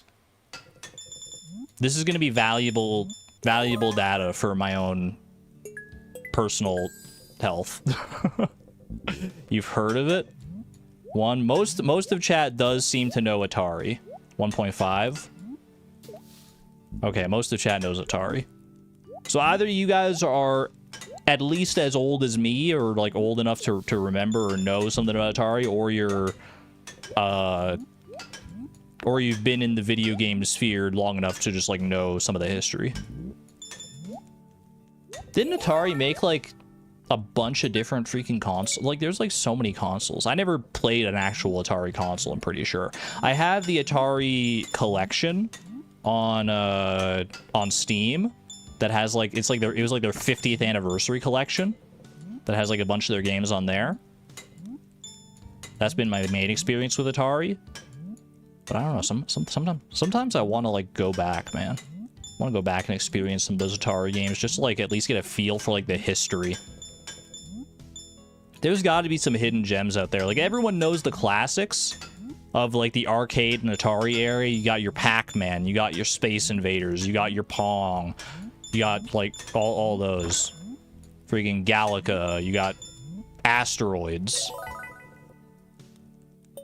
But what about the ones no one ever talks about, dude? There's got to be so many out there that just never hit the mainstream.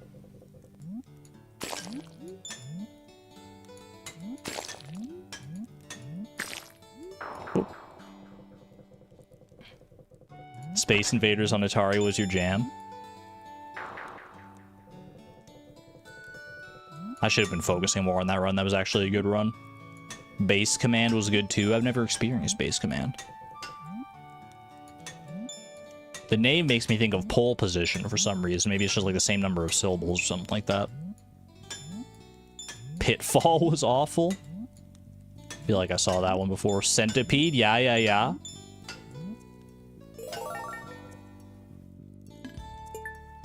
Argon surprise stream starting right as you took your nap. SMH, my head. Welcome on in, Tic Tac. I hope you're doing well. Feel free to go take your nap, or take your nap as you're like listening to the stream, whatever floats your boat. E.T. Everyone knows E.T. for being like so infamously like such a bad seller that it basically tanked the whole video game industry for a while. I don't think that's the whole truth, but there's definitely like a kernel of truth to that. I don't think it was entirely E.T.'s fault. That would be insane, but...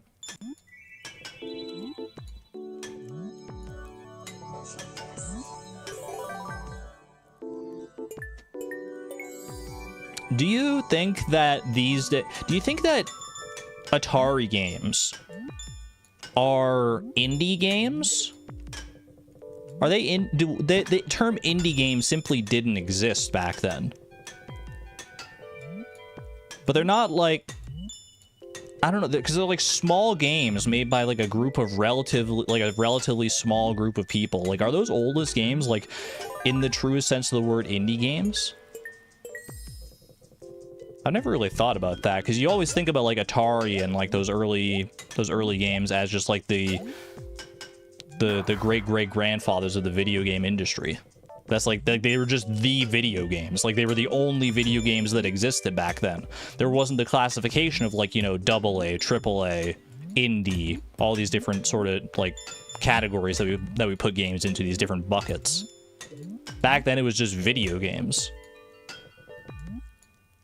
But if we, like, took the modern day lens and put it back on that era, I feel like, honestly, like, the most accurate comparison is, like, indie games, man.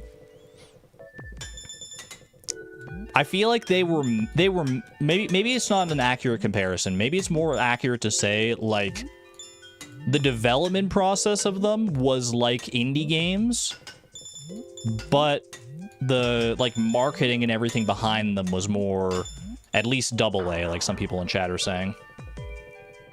Or like, yeah.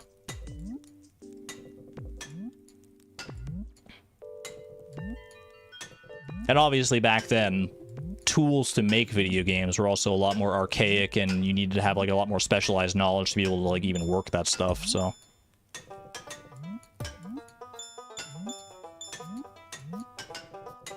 This makes me just want to go back and watch that Ahoy video about the world's first video game. Such a good video. If you're interested in the history of video games in any capacity, it's definitely worth watching that video. From the YouTube channel Ahoy. The first video game, what was the first video game? It goes into such good depth. And the conclusions may surprise you. Because if you don't already know, just what does your gut say? If you know the answer to the question, if you watch the video, you can't participate in this conversation. I'm sorry. I'm excluding you. But if you don't know and you just had to, like, guess, what does your gut say was the first ever video game? Pong? It's a reasonable guess. I think it's probably, like, the most popular guess. It's not true, but it is the most popular guess.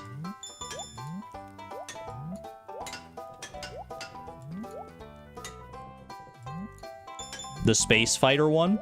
Space War? Space War is earlier than Pong, I think. I don't even know if it was called Space War. It's not Roblox. Tank game? Cyberpunk 2077. Great guesses all around. All right, hold on. I'm locking in. We haven't had a good run in a second here. I've been yapping too much.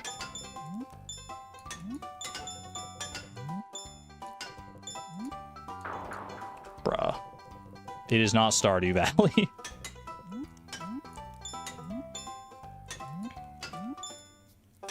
To put it in perspective, though, I believe Pong, which is most people's answer for, like, the very first video game, I believe Pong released sometime either in the late 60s or early 70s. I don't remember the exact time, but it was right around then.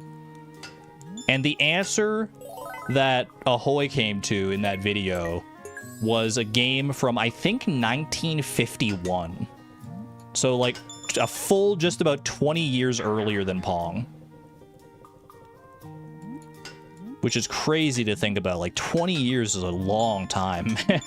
I had no idea before watching that there was anything even remotely like that back in the 1950s. I think there's even a 1948. There's something that happened in, like, in the late 1940s that has been a contender for the first ever video game.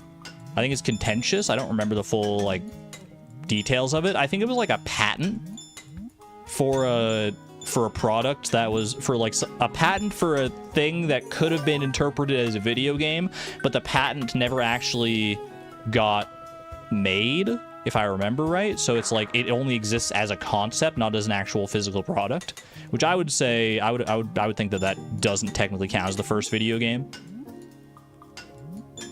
Yeah, Ahoy. AHOY. Ahoy. Very, very good video. Very good channel, honestly. He makes, like, a lot of good stuff. That's my favorite video of his, but he's got really good production value on a lot of his things. He dives a lot into like the history of technology beyond just games and stuff too. Kuro Kami, welcome on in. Good to see you.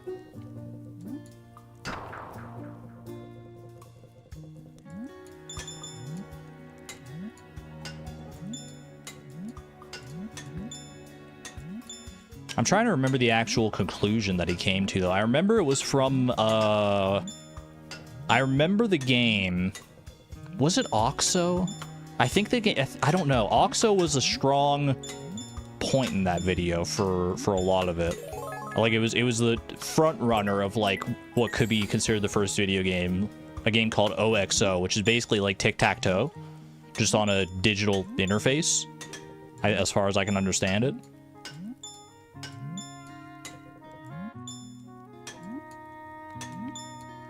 I think there might have been something earlier than that, though, that he eventually uncovered.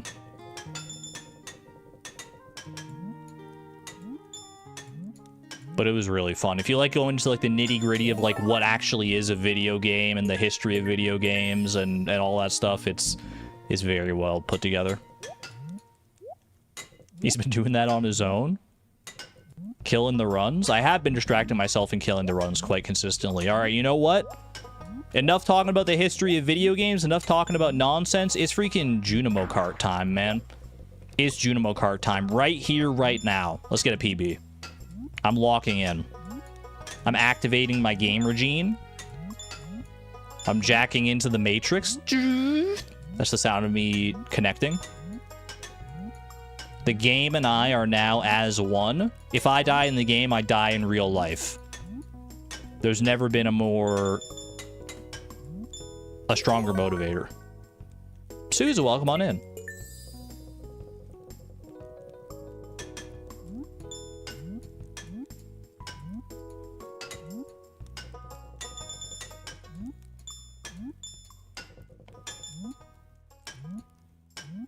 I'm locked TF in right now. What does TF stand for? Truly and fully. Don't let anyone tell you otherwise.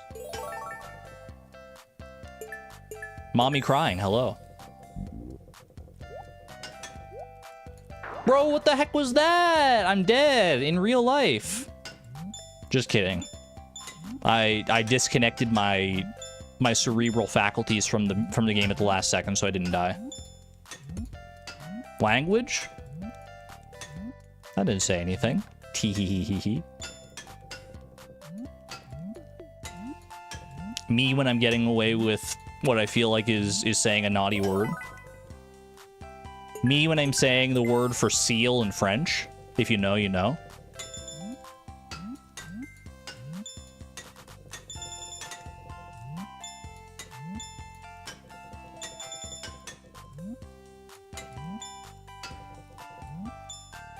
You don't know?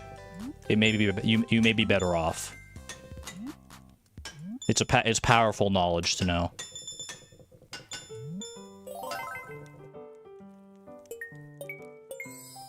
You missed it? Say the French joke again? It's not even a joke. It's just, I mean, it's just a word. It's just the word. Go Google Translate. Wait, maybe I can, hold on a second. Hey Siri. What's seal in French? In French, seal is sous. That's not true. That's not true. You got the wrong one. Is there another version of seal in French? She turned off. She's not playing my games, man. She's not playing my games. I mean, seal is in the animal seal.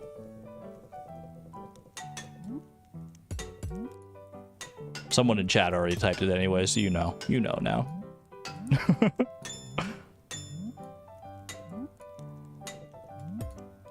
I never even heard that word she said before in my life. It was spelled S-C-E-A-O, and she said like "sue." That must be like the other seal, like a government seal or something like that, a seal of approval. She said this is a PG-13 stream. You're not wrong. Bro, I thought I had speed. I didn't jump soon enough. Okay. Okay, back to Junimo Kart focus time. I haven't even sniffed at 100,000 points yet. I haven't even crested 90,000 points for all that matter. You're really I'm really trying to tell you that I'm gonna get 200,000 points? And I'm an hour, almost 2 hours into this stream? When did that happen? How have I been yapping for an hour and 40 minutes, dude?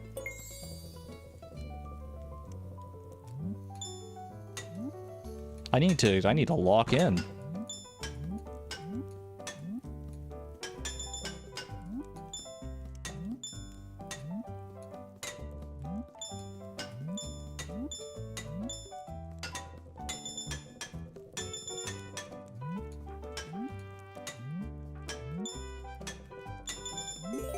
Beautiful, beautiful. What the heck is Bone Cube? Do I want to know? I'm scared. Bruh. I hear Bone Cube and I think of the block in Minecraft. Isn't there a Minecraft that's like a bone block? Is bone squared?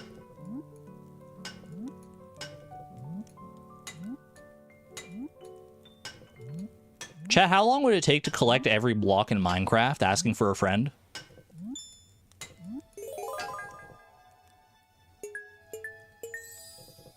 I'm making fun of your Discord name? I'm not making fun of anything. I'm just asking questions.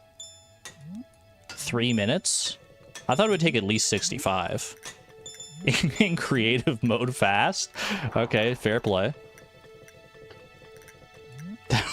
That would be kind of a wild video. Imagine I make a video that's like how fast can I collect every block in Minecraft, and I just open up the creative menu and just power them all out. That would be a great video, dude. Subversion of expectations.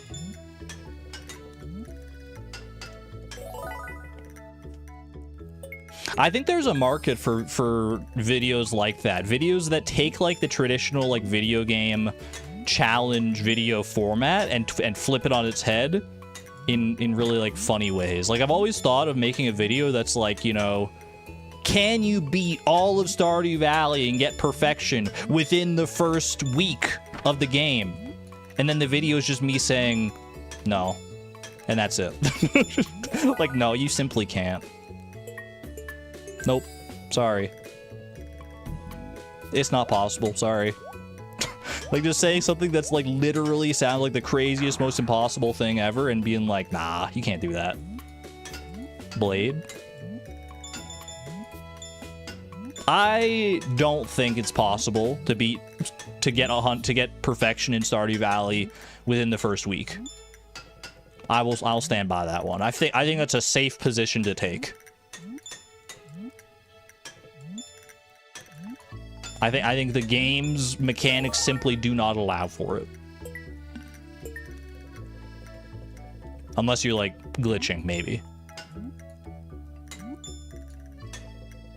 Yeah, like if you cheat, then like maybe. I mean, if you're using mods, then that's one thing. If you're using like item ID exploits, even then, I don't know actually. Bruh. You need Kent? Do you need Kent even if you're going for like perfection waivers? Surely not, right?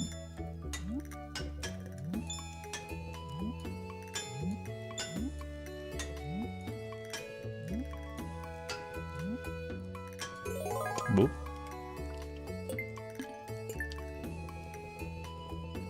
Would you have enough time to do the CJB cheats if you didn't stop the timer? Probably, I think. Argon, are your mods running? I think my mods are indeed running on this game. Not that you'd be able to know, because none of the mods that I have affect Junimo Kart, but I'm pretty sure they're running.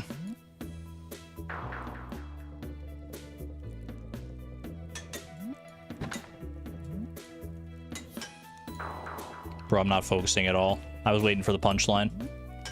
You better go catch him. How did I know? How did I know, man? You got me good. I'll give it to you. I will give it to you. It's the joke that never gets old, man. It's like, why did the chicken cross the road? It's not even a joke, man. To get to the other side, it's not a joke. It's not wordplay of any kind. The chicken's just crossing the freaking road. It's an anti-joke.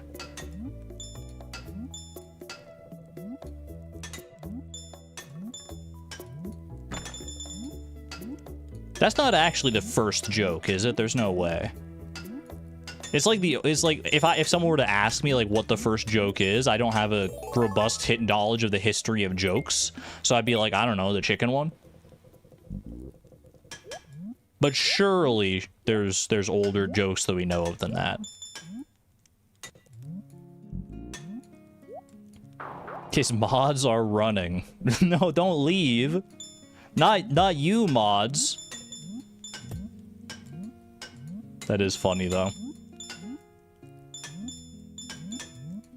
That would honestly, that would be kind of a wild punchline. That would be an insane commitment to the bit if you said like, Argon, are your mods running? And I said yes, and then all my mods just left because they're running, bro.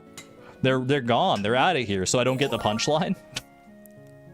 Everyone just leaves. I'd be like, wait a second. And I wouldn't even know for a little bit because no one would be saying anything. I would just assume that the mods were being quiet.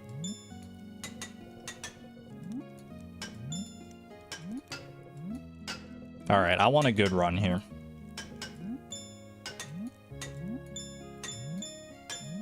Chat, you have my word. After I finish this statement, I will not talk again until I have at least 50,000 points.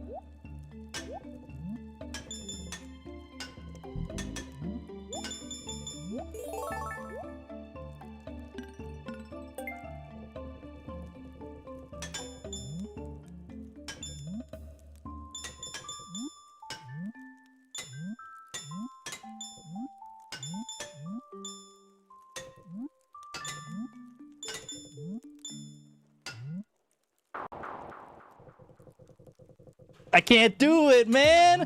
I was supposed to get 50,000 on that run. What happened? I thought I was doing a good run, but I couldn't do it. I can't stay quiet for any longer than that. You want me to stay quiet for a whole nother run? No, bro. No, that was hard enough. I was looking over at chat. People were trying to bait me. Someone said Kazoom sucks, and I was like, no one in chat's even fighting them because they know they're trying to bait me. You're trying to rage bait me. Oh, man. It did kind of work, though. It would have worked better if I wasn't looking at chat. throughout the entire time that I was silent. If I had actually like really locked in and not like focused on chat at all, then I probably would have worked a little better. Argon catch. That's the sound of me catching your banana.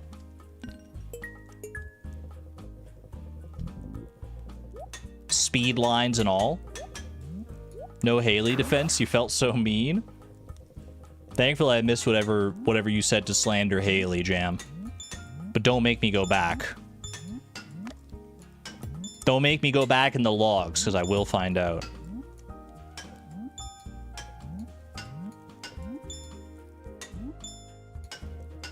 Did I catch the... Wait. Did the catch break your hand? Not the one I'm using for Junimo Kart, thankfully. Take everything you said back. Kazum is a bop. Thank you, Aramis. Thank you for rectifying your words and your deeds. I know that nothing that was said during that time in ill-spirited rage bait fashion was actually true. That was none of your true words and opinions. I know how the rage bait game is played on the internet all too well.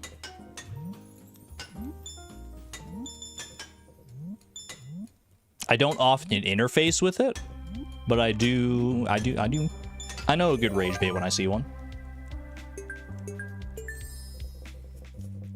You think I should take a break, like go run around the map and see something fresh? I think I should give my eyes a little break, perhaps. We'll see, but I want to at least get like, oh man, maybe I'm getting the freaking Junimo Kart bends or something like that. I'm getting the, or what do you call it, the yips. Where all of a sudden you just like can't perform in the sport of your choice. And in this case, my sport is Junimo Kart. I can get back there, man. I have to at least get back past the ghastly galleon, man. I need to see Slomp Stomp again.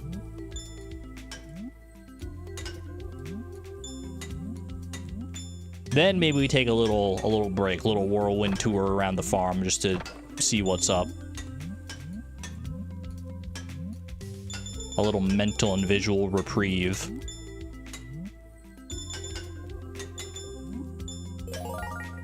But for right now, I just need to be a gamer.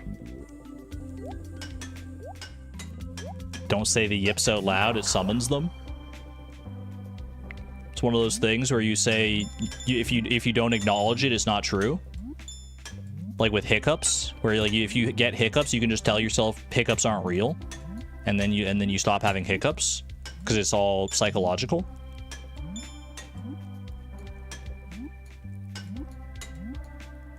I feel you. I feel you. Does that actually work, by the way? I haven't had hiccups in probably like over 20 years.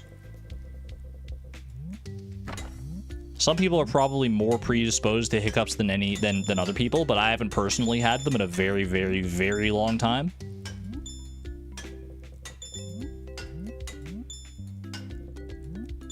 And I don't know if that's just like something that I'm doing right or if I'm just lucky. I'm probably just lucky.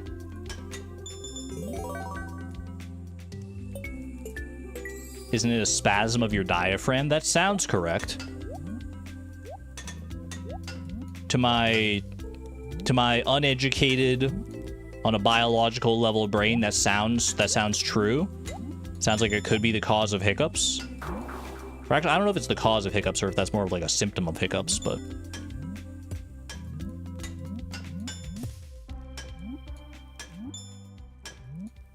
Or are hiccups a symptom of something else? I'm not locked in. I keep looking at chat. Chat, stop being so funny and beautiful. Stop being so talented and great. Can you please, like, just, like... Chat, I need you to be quiet. Chat, for the rest of this run, type nothing but dots. Just dots. I just want silence in the gallery, please. Silence. If you really need to say something, just type dots. Not the word dots. No, not the word dots, bro. Just physical full stops if you're British. Periods. and not the words. Oh my gosh. The punctuation, known as dots, ellipses. Hit me with the dot, dot, dots. You're so good at it. You're so good at hitting me with the dot, dot, dots when I say something out of pocket. Now when I ask for the dot, dot, dots, you won't deliver?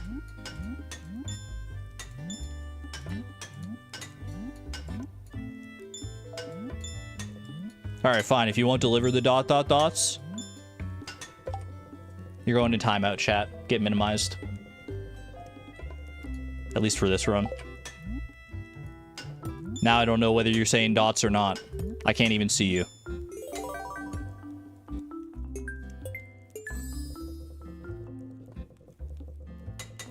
God, this feels weird. It shouldn't even feel that weird because I'm used to... I mean, I'm not used to it, but a large portion of my channel was just me playing a game by myself and talking over it without any chat to bounce off of. That's how I got my start on YouTube. So it shouldn't be that different, but like I'm so used to the stream format now that not having a chat to look at is different, man. But I am well practiced. I'm well practiced in the art of banter. Even if I haven't exercised those muscles in a while to be able to come up with my own things and not have like the action and response from chat. Those muscles are still there, just a little atrophied, maybe. And maybe that's what I need to channel right now. Maybe that's when I'm at my best gaming-wise. Entertainment-wise, I don't know. Bro, I misclicked. I misclicked. All right, chat. Wait, you can come back. You can come back.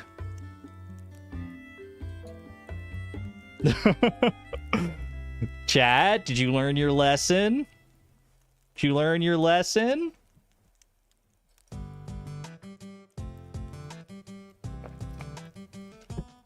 No, no, no.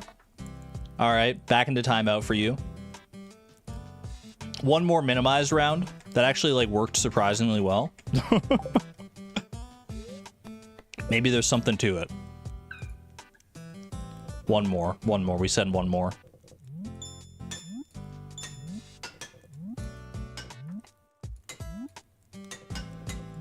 You know what the worst part is about having the chat window closed is usually I have chat in a position where the window is actually blocking the like general stats of the stream. That way I'm not looking at like the viewer numbers or anything. But now I can look over and just see that there's 108 viewers currently watching. And I'm like, if I look over next and I see that it's down to like 106 viewers, I'm gonna be like, what happened? I wasn't entertaining enough for those two people. Even though that's obviously not how it works. We're down to 105 viewers! No, where'd you go? Come back, come back! I'll take chat out of timeout, I promise. Wait, come back. 104? What's going on, man?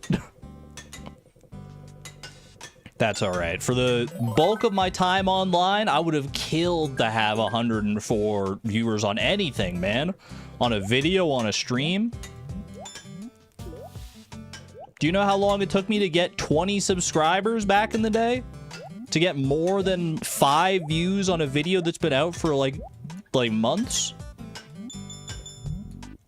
It was an uphill battle, man. Gotta count my blessings here.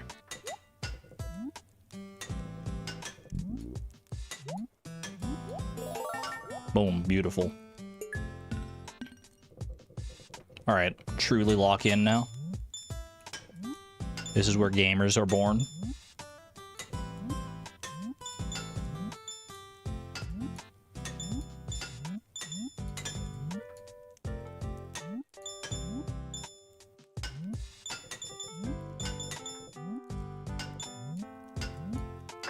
No, man, the orange was so enticing, though. Didn't you see how enticing that orange was? All right, come back, chat, for real this time. Anyone else dealing with random buffering? Thankfully, not me. Hi, chat, I missed you. I missed you. You tried to DM me dots, but it didn't work. That was a cursed orange, man. Dare I say it, that was an annoying orange. Whatever happened to that guy? Is the annoying orange still doing stuff in 2025, or is that is that of its time?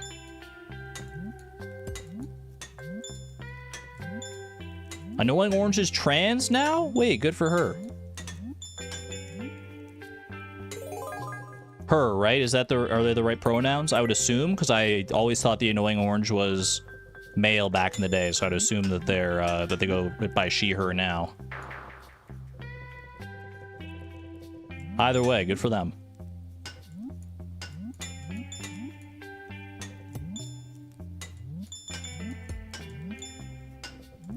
Think she has a TV now? Well, the annoying orange had a TV show, like that aired on actual TV back when I was younger. That was a wild time, man. Back in the wild west of YouTube, where like the big hitters around were like the annoying orange, Fred, and Smosh and stuff. Like they actually got picked up by like TV channels and producers and stuff like that to make like movies and TV shows. I never saw any of them. I don't know if any of them were like any good or entertaining. They were probably entertaining if you were like fans of them back in the day, I would assume. But that wasn't my sphere of YouTube back then. A little bit of Smosh, maybe. A little bit of Smosh.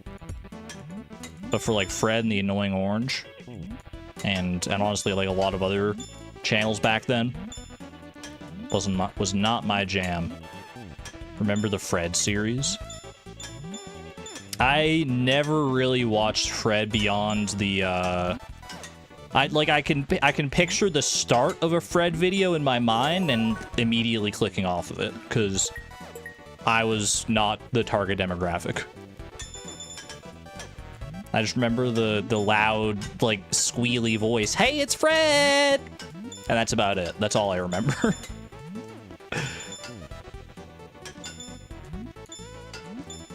It was that era of YouTube where loud equals funny, which in some ways we're still in that era.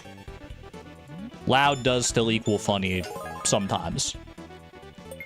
But back then it was like the best way to be funny. It was to be loud. Was to be loud and annoying and random. That was the best way to draw an audience. Not so much these days. The platform has matured, at least to a certain extent. It can still work for people, I'm sure. You just have to be more creative about it. Can't handle YouTubers who just constantly yell at you. It's so stressful. I try my best to listen to like just comfort YouTubers. YouTubers with like calming voices, or even if they're not like giving me like calming, relaxing content, as long as they're not like yelling at me the entire time. It's okay to like raise your voice every now and again. I raise my voice for comedic effect even sometimes, like in my own streams. I'm not immune to the effect. But if it's like a constant stimulation of just loud and obnoxious, it's too much, man. It's simply too much. You can't fall asleep to loud. I actually can, but it's not even like the volume of it that really gets to me, I don't think. It's more just like the abrasiveness of it. I don't know. I can fall asleep to it. Because here's the thing. If the person's just talking really loud and yelling, I can just turn it down. I just turn down the volume. But generally, if they're yelling in the video, I'm probably not watching the video to fall asleep to begin with, just because of like the abrasive nature of whatever they might be saying.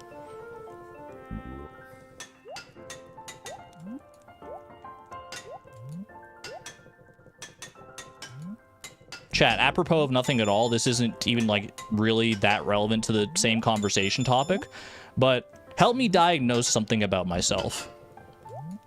Not a medical diagnosis, but just like a personal thing about me that there's a particular archetype of video title on YouTube that anytime I see it, I just get mad and I'm like, I don't want to watch that video.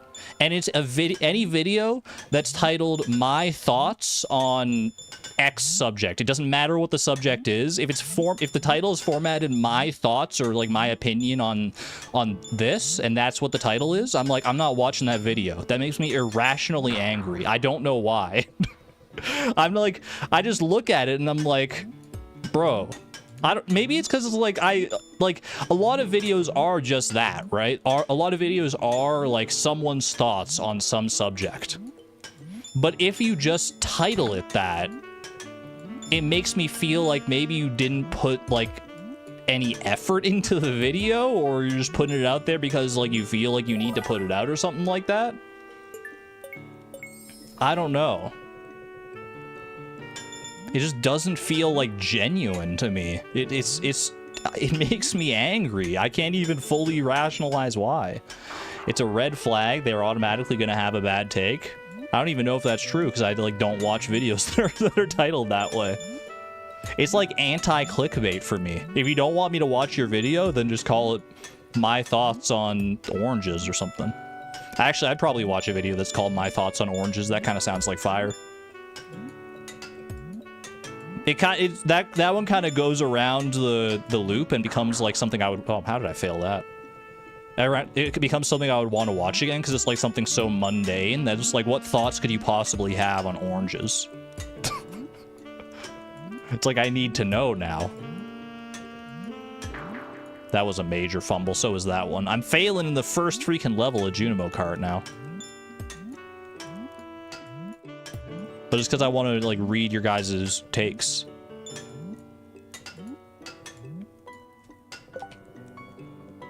Makes me think that they haven't done research. It's purely their thoughts, not evidence. Yeah, that's a good part of it. Why should I care what they think? It assumes their own relevance. That is also, I think, a part of it. Like, you may in fact care what they have to say about it, like if they're a content creator that you follow and respect. But like, if they're just titling it like "My Thoughts on This," it does imply a certain egotisticalness, right? Like it's one thing to be like, yeah, I do respect your thoughts and I want to hear what you have to say, but for you to acknowledge that feels like, you know, humble yourself a little bit. Why are you so important that I should know that when I see a title that's just your thoughts on this thing, that I should be like, oh, I'm gonna drop everything and watch that? Maybe that's the crux of it. I don't know. I'm glad I'm not alone in this, though. I'm glad that's not like just a me thing. It seems to be like a few that resonated with a few people.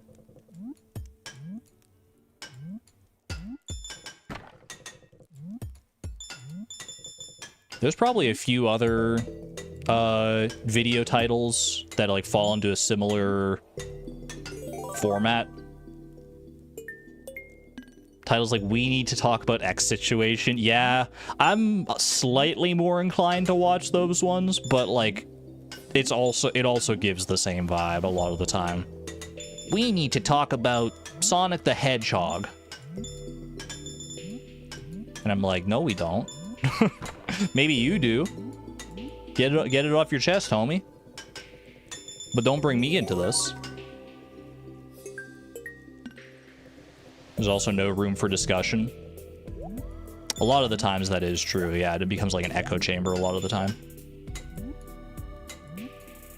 And any dissenting opinions, valid or otherwise, are... I was trying to go for that orange, those foolhardy. Are just like immediately silenced.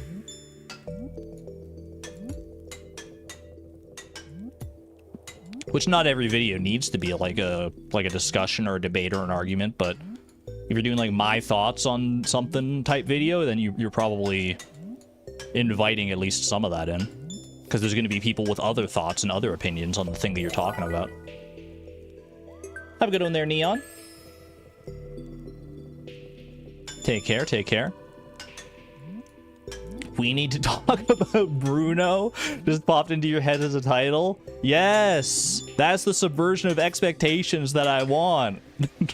We need to talk about Bruno. Thumbnail is Mirabelle looking all serious at the camera, doing the whole YouTuber thing. Wait, what's Kuro Okami doing? Help me, Argon. I'm still minimized. I nearly drowned in the shower and I had to climb out to get my phone. I need to drive to the store, but I can't reach the pedals or look at the windshield. Help. Hold on. I'm clicking the maximize button.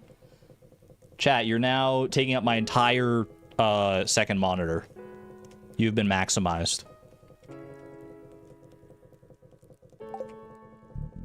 That's a good bit. That's a good bit. I hope this has helped you, Kuro Okami. No, I got... I'm not going to blame that one on you, because that was a good bit. You feel seen. You are in full high screen... High definition full screen detail now. You're too big now? I got to get you in that Goldilocks zone. I'll try, I promise. Chat, what percentage of YouTube videos do you think, like... Well, not all YouTube videos. That's too broad of a net. What percentage of those kind of like talk piece drama videos do you think start with the YouTuber sitting in front of the camera and sighing? They like, you know the type. You know when it happens. They sit in the chair, center screen, and they're just like, and then they move on to actually talking about whatever they're going to talk about. That's an all-time classic. 65%, you're honestly probably not that far off.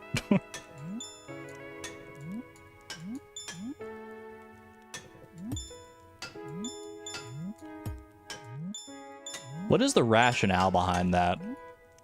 From like obviously like it's a thing that people do for a reason. I guess it's to kind of like humanize you a little bit before you go into something that can be potentially like controversial, like some kind of like apology video or what have you.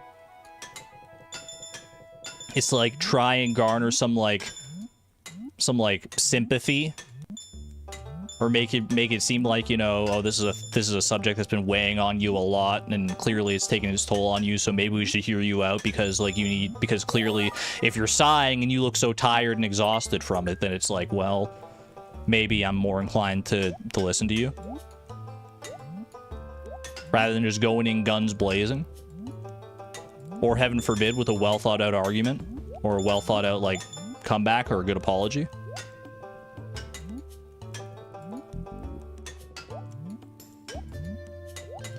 Anyway, probably don't want to go too far down that rabbit hole because it just gets depressing. We like to be optimistic around here. Exclamation point optimism. Let's get a good run of Junimo Kart going, shall we? That's what I'm here to talk about. I'm not here to talk about drama YouTube or freaking or apology videos. I'm just talking about things that come to mind, and they aren't always the best things that come to mind.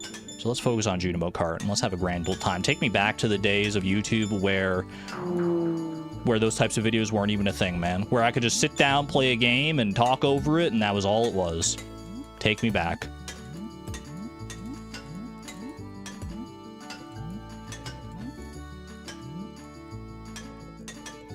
This run for sure. This run for sure. I don't even want to know how many runs deep I am at this point. It's a good thing I didn't keep a run counter going, to be honest with you, or like a death counter or anything, because it would have been depressing by this point. Video essays are also technically just my thoughts on, but actually are well articulated. That exactly, yeah. Video essays, like, if they're well put together, then I got no problem with them.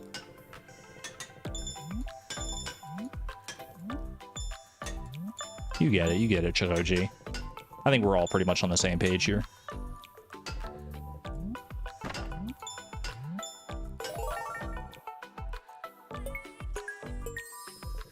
YouTube's still full of random nerdy content. If you want videos of trains, you have many videos about trains. That's honestly true. I mean, YouTube, at this point, if you have like a niche hobby, YouTube's in a better position than it ever has been, because like you can just like look up whatever you want to know, and there's probably like more videos than you could consume in your lifetime about whatever that niche hobby is, unless it's like really, really niche.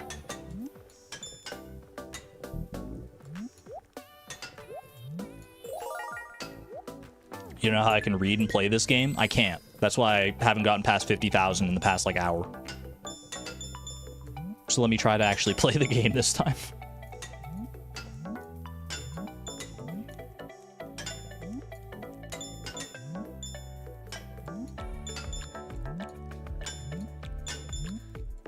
Dang it, man. That one's all on me. I didn't look away from the screen a single time. That was just bad reactions at that point.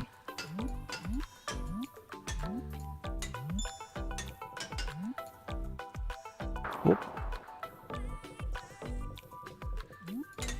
Kind of like true crime podcasts. There are some that are amazingly done, but there's so much crap. Same for video essays. Yeah.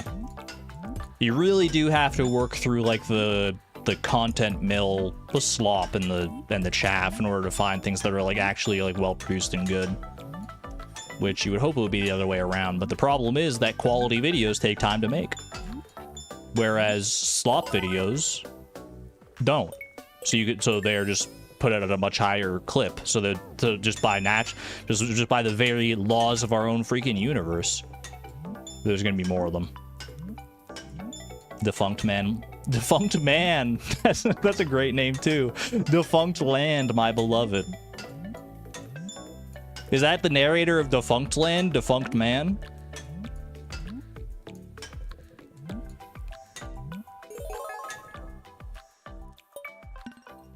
Quality videos take time to make. Since when? I don't know. Go ask Argon in the past making the Master Angler video. Kevin Defunct Man.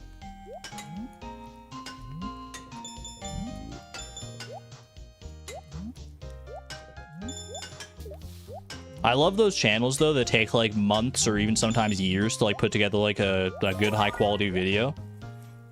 Not just because their videos are high quality, but because like a lot of the time they don't work on like a specific set schedule. That's like by their very nature they can't, because they don't know how long it's going to take for them to finish. Like the video's done when it's done, right?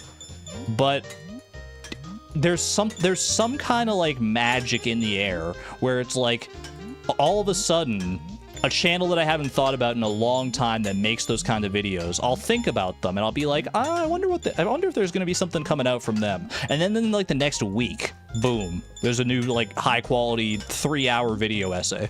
And I'm like, let's freaking go, dude.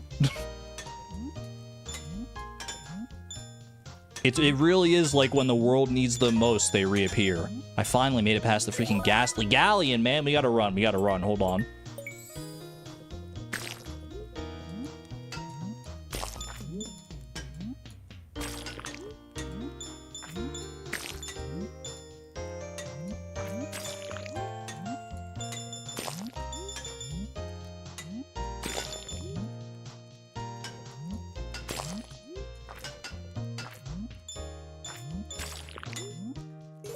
No one in human history could ever have gotten that grape.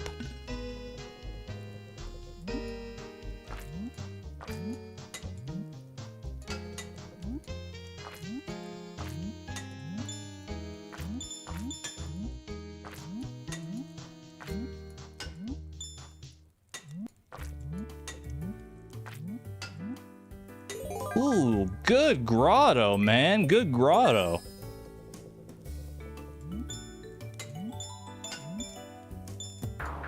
Not so much there, though. I knew the second I clicked. Like I said before, the second I clicked, I knew that was a bad jump, man. And there we are. And here we are back in the caverns, baby. Back to the freaking mines. Not even a new daily record today. Close, though. Close. That was a good one. I needed that. I needed that to break my dam of mediocrity. Now I think I can go to the moon. Now that I know I've still got good runs left in me for the day, I can go all the way, I think.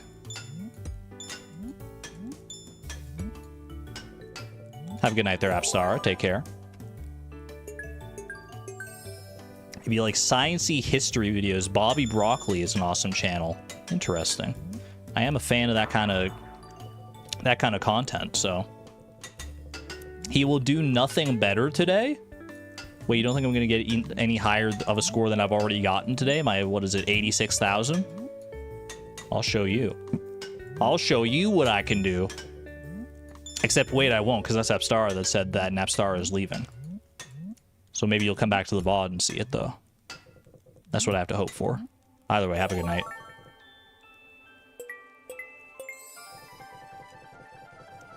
Bear Taffy randomly put out a great video on Shadow of the Colossus. He really enjoyed it. I know Bear Taffy. Bear Taffy of Northern Lions friend circle is where I mainly know him from, but I've seen some of his own, like, his other content. I'll have to go check that out. I do like Shadow of the Colossus.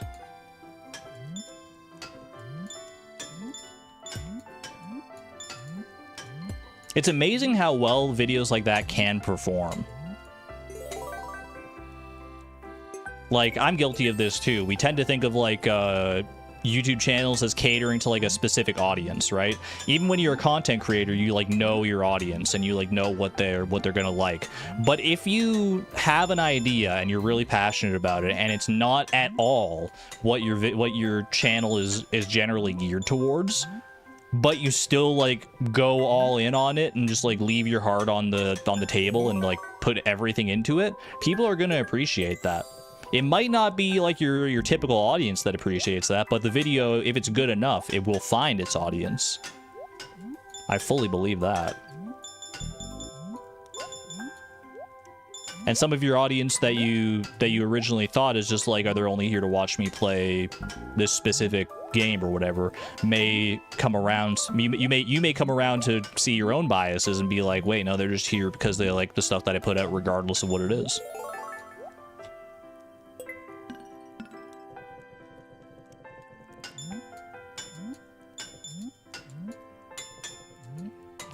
We all definitely fall into that bias a little bit. Hold on, though, I'm gaming now.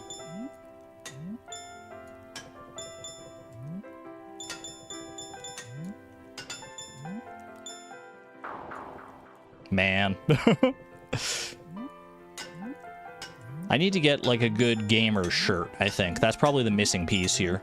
That's why I'm not able to clutch out these good wins, man. I need one of those shirts that's like, I'm a gamer. The ultimate gaming shirt. That was a horrible jump. I need one of those customized shirts. Something that says, like, don't mess with a man who's playing Junimo Kart on a Saturday in fall. Yeah, man, that would go hard. I love those customized shirts that are, like, hyper-specific. You can like, they're so hyper-specific that you can tell they're just, like, scraping your internet data to, like, tell what location you're from, and then just and like, servicing you like an AI-generated shirt. Don't mess with bald guys named Kevin, born in 1993. And then you're like, wait, I'm a bald guy named Kevin, born in 1993. I need to buy this shirt. It was made for me, literally. And literally, it was made for you because it was made by the freaking ad companies, man.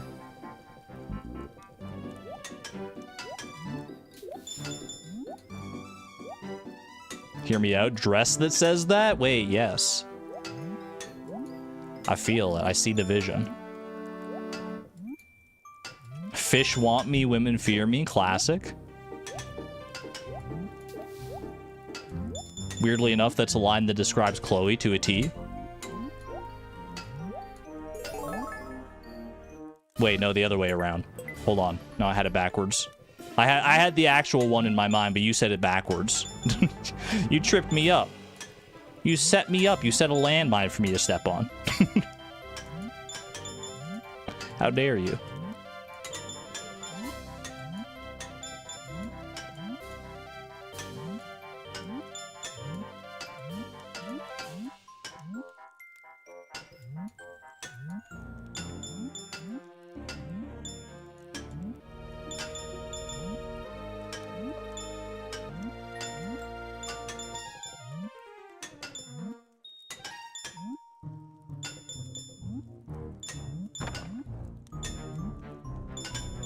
Other than that very cursed orange placement, pretty good level.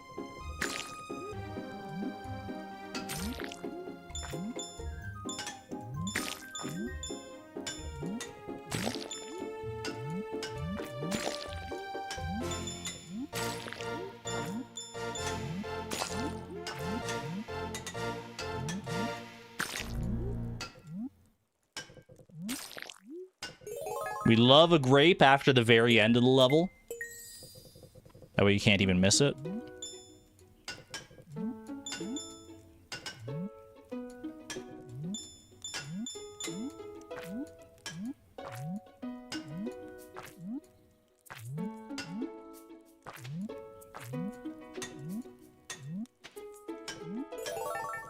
Clean, clean.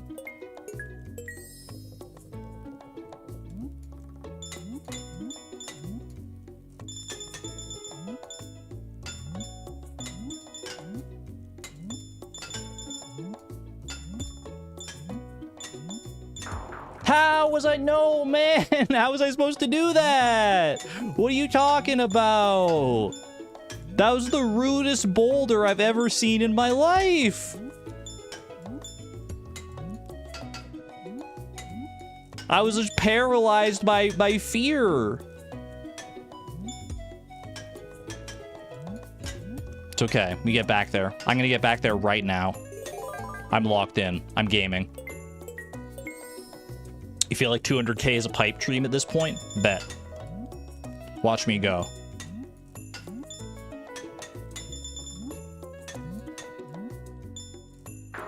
Okay, watch me go on this run. This is the one I was actually talking about. That last one was just like a little wind down after the good run.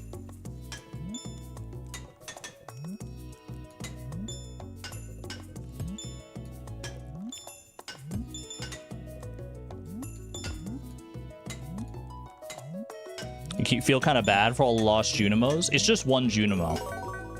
Anytime the Junimo falls off the track and I lose, it's actually not like the Junimo dying or anything like that. It's the Junimo falling and then landing on another track farther below. It's an endless cycle of perpetual Junimo Kart, which may be better or worse depending on your perspective. Trans rights indeed.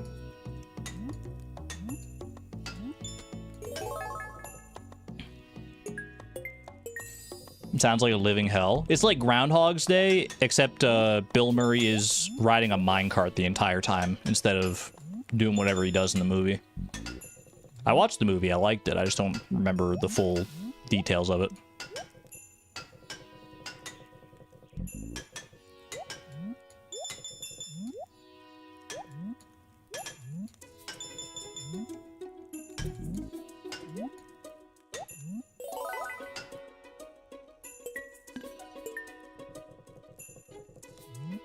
Chat, if you're trapped in a Groundhog Day, and to escape it, you have to score 200,000 points in Junimo Kart, how long are you staying trapped?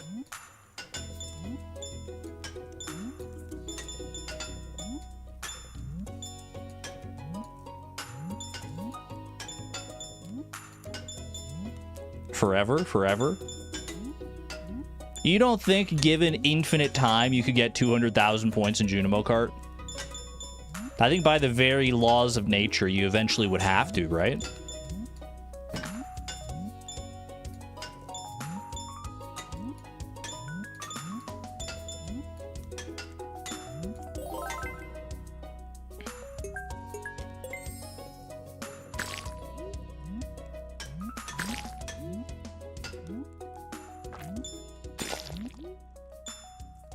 Oh, man.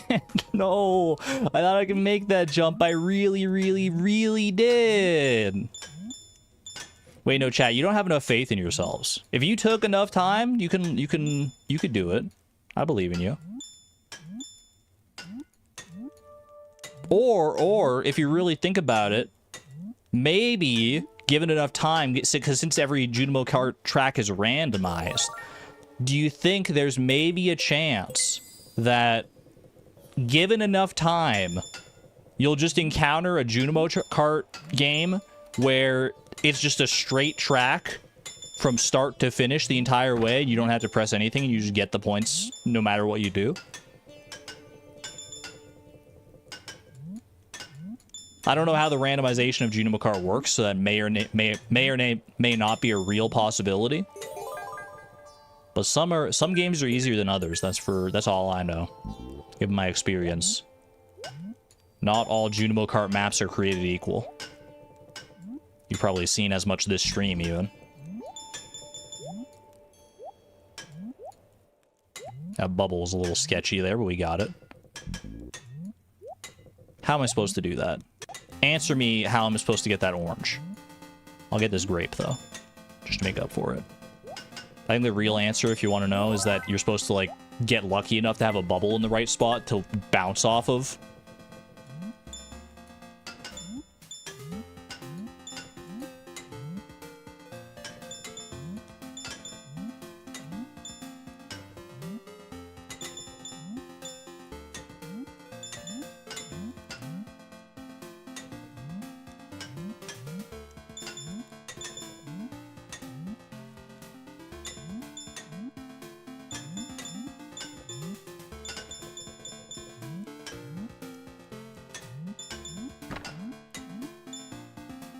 Dude, that was such a cursed map. There were like 4 other points in there where I thought I was already dead, and then I finally did actually die. That was such a cursed map. I hated that. I was like, this one. No, okay, now I'm dead. Okay, now I'm dead. Okay, now I'm dead. That was bad, man. If I had made it to the end of that one, I would have held my head high. That would have been better than 200,000 points, because that level was just diabolical. Your face hurts watching this? Is it because you're cringing so much at my bad plays? I hope not. I need to enter my zen zone. I need to find my happy place. Where's my happy place? In a nice, cozy, autumnal field, surrounded by raccoons. Yeah, that's the ticket, man. That's the ticket.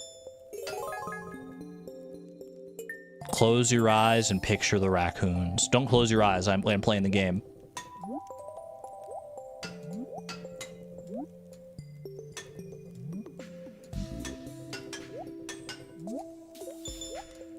How do you feel about that?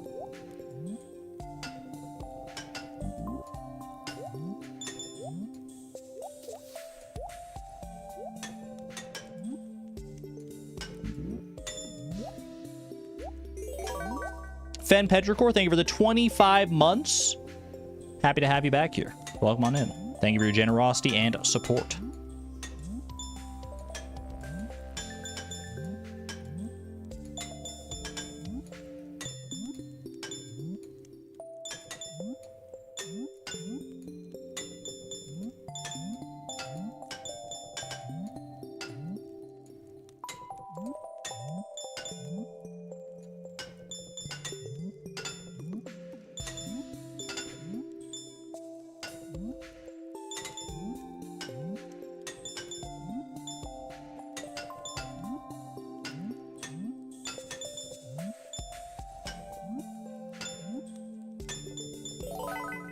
Clean.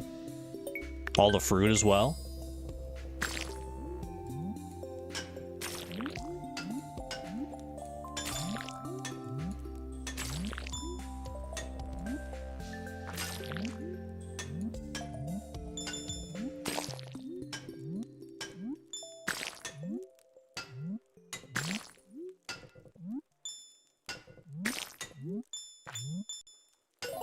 I honestly couldn't even tell you where the orange was in that one, but we made it through.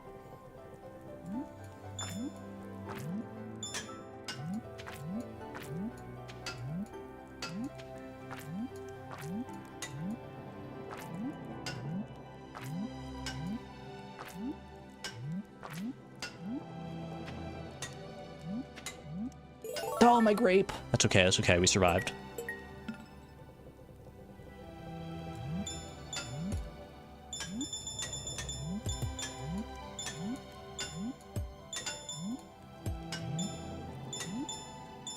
No, not again, man. Not again. I was even ready. I jumped. I swear to you, I jumped. I swear on all my Junimo Kart lives, I jumped, man. I jumped. I did a frame perfect jump. That's it. The gloves are coming off. Don't mess with a man named Argon playing Junimo Kart in 2025.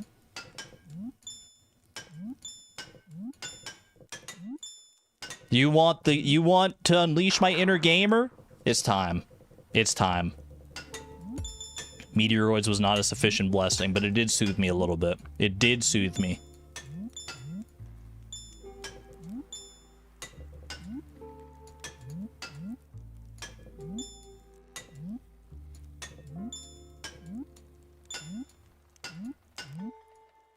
If I just lock in from the very start, nothing can stop me, man. Nothing can stop me. 2 hours for the gloves to come off? That's right. That was all just a warm-up. Now I'm sufficiently warmed up.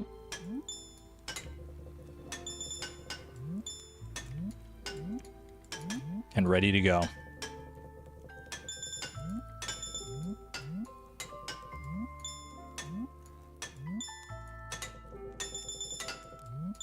Shorter stream, right? I want to get at least 100,000 points. How could I possibly leave before getting 100,000 points?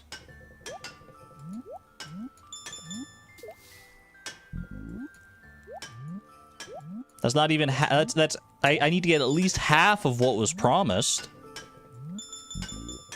Otherwise, how could I live with myself?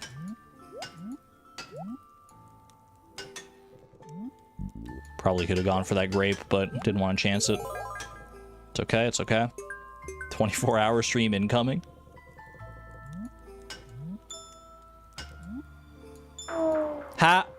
That was beneath the track. I dispute that one. That ghost was not within my hitbox. Concerned Ape, I want my life back. I want that Junimo Kart life back, please.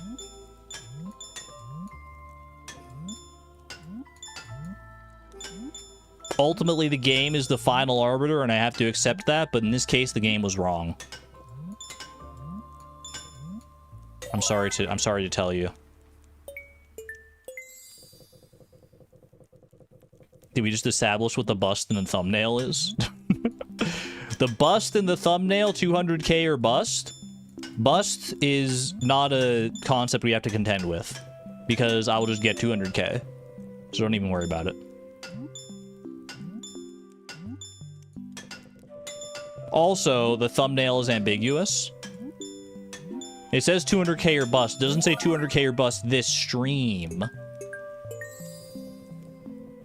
It just means I have to get 200k at some point in my life.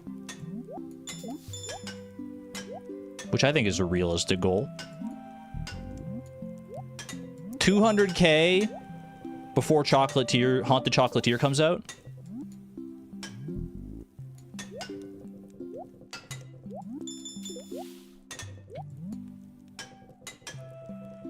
Chat, if Haunted Chocolatier comes out and I have yet to score 200,000 points in Junimo Kart, I'm not allowed to play Haunted Chocolatier. Until I get that score. That's my promise to you. That's the bust. I will hold back until I have mastered Junimo Kart. So let's just do it right now. Rip the band-aid off.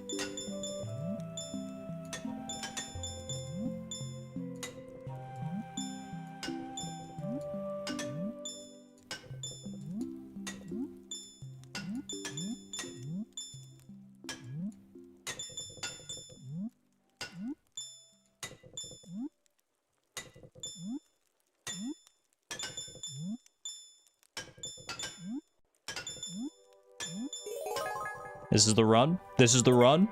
I think this is the run, chat.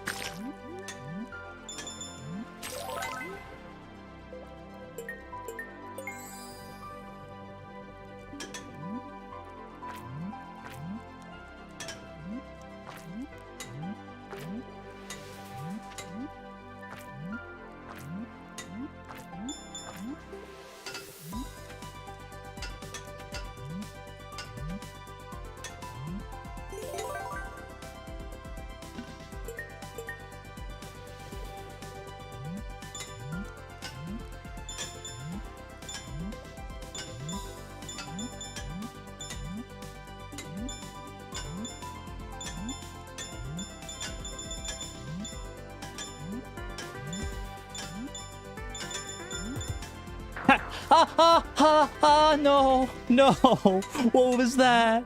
What was that? What was that? Why did that happen? I think that was a new PB actually for today. That was like 87,000 and something. Just barely scraping ahead of my PB. 87,030. King Louis the GOAT.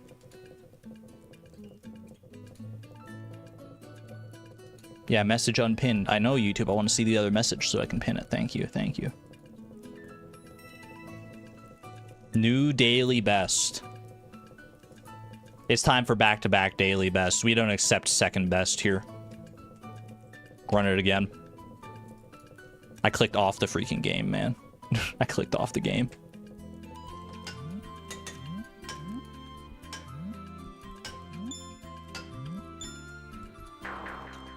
Okay, it's all right. It's all right. These things happen. I missed the cherry. You know what? Tank that run. We're not missing the cherry. We're not missing the cherry in the first level. We need to get all the fruit so we can get all the points we can in these early levels. If you miss one early on, I think it's just worth tanking it. By tanking it, I mean sending yourself into the abyss. Ooh, close one. Got a little haircut from that boulder.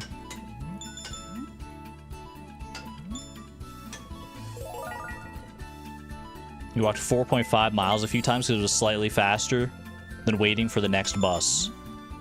That's a mood.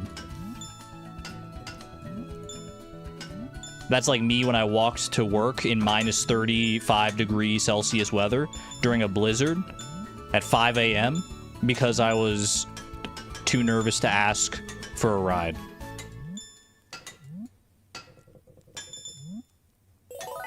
And I don't regret it.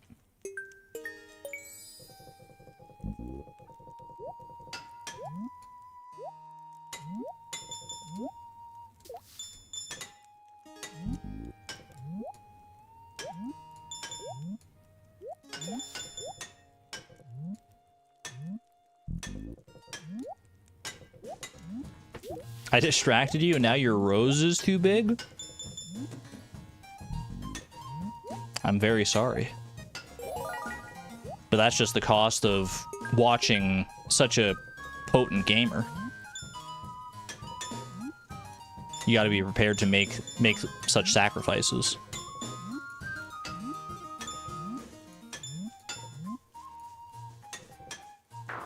Oh, come on. I landed on that track. I landed on that track. You can't tell me my wheels didn't at least graze that track long enough for me to get a jump off. I contest that.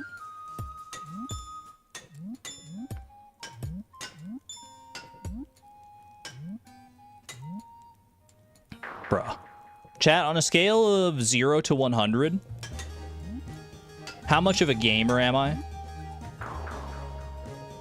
0 being someone who's never touched a video game in their life, 100 being the quintessential best gamer you've ever seen.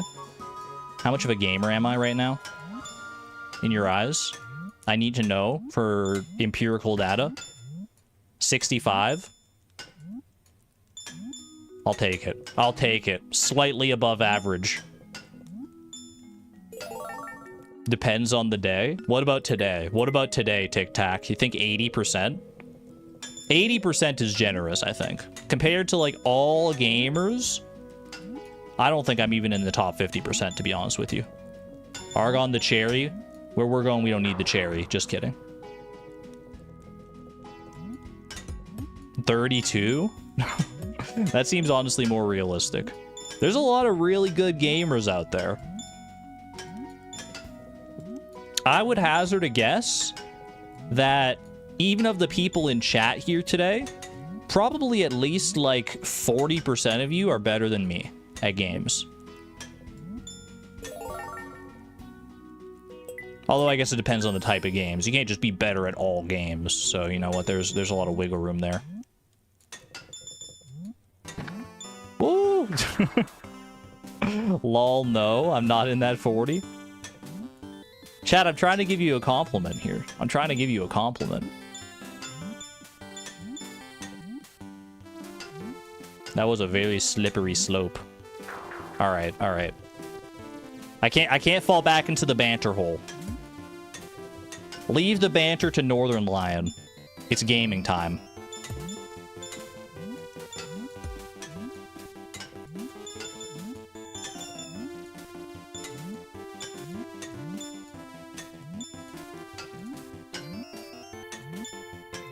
I almost fell there because I looked at chat and I saw Sousa say get good. And it nearly triggered me, but now it's triggered something else within me.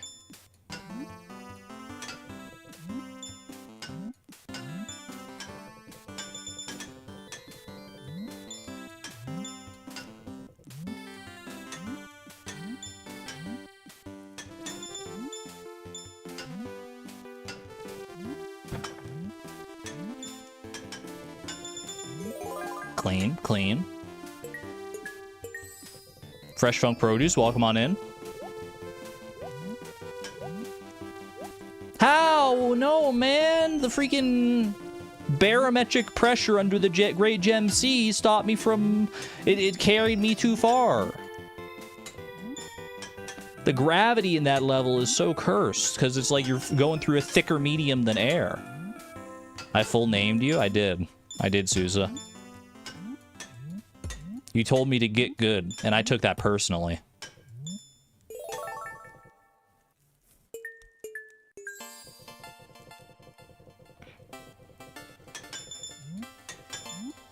The barometric pressure.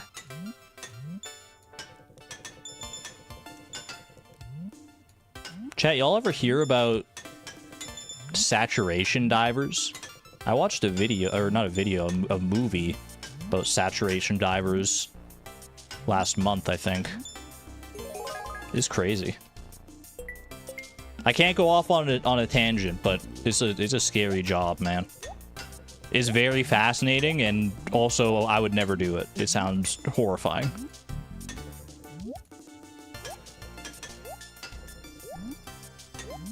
You watched too many videos on them?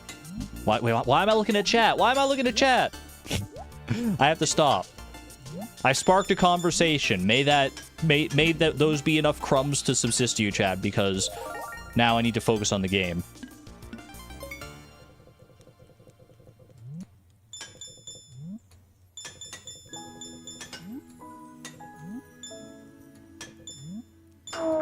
No, man, no. No, okay, you know what? I'll take it. I'll take my licks on that one. That one was my fault. Chat, what time are we up to? I put chat on full screen, so I actually don't know what time we're up to on this stream. Normally I have the timer going, but since I put chat at full screen, it covers everything else.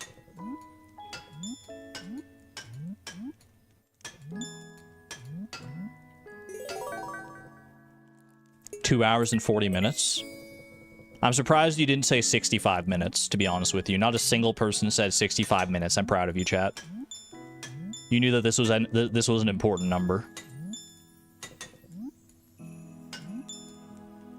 We'll probably go to at least... Dang it. Go to at least 3 hours.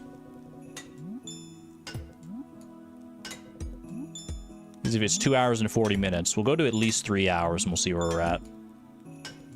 I really do want to get at least, like, 100,000. That would be a wonderful stopping point for me. Holy, what was that, man? Did you see those sparks flying off that boulder? Demand a 65-hour stream. I don't think you know what you're asking for. Maybe someday I'll do like a subathon like that. Just like a long-term stream. If I did a subathon, I probably wouldn't do like a full like non-stop stream though. I'd probably like take breaks to sleep. I wouldn't have the stream still going while I'm sleeping. Or if I did, I'd probably put on, like, I don't know, like, videos or something. Put together, like, a highlight reel. I don't know.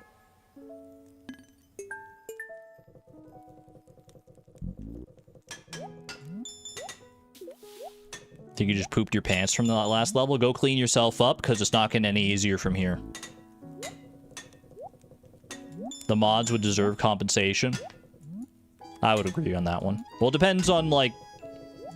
Because I wouldn't, like, I wouldn't force the mods to be here. Y'all could leave if you needed to, but I probably would want mods here for at least, like, the more active portions. Mods would go in shifts.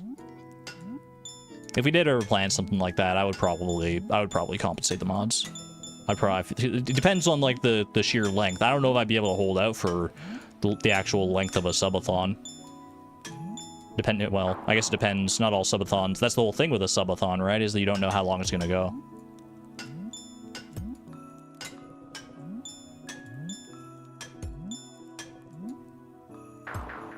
Bruh.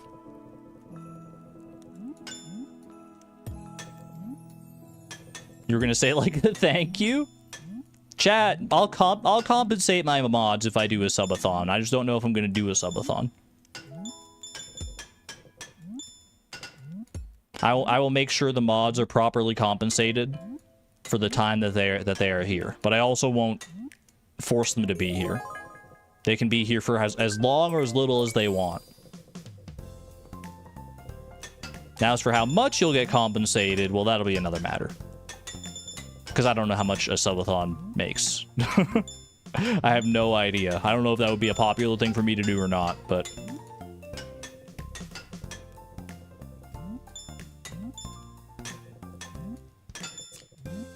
You'll stay awake for 65 hours straight. Please don't do that to yourself.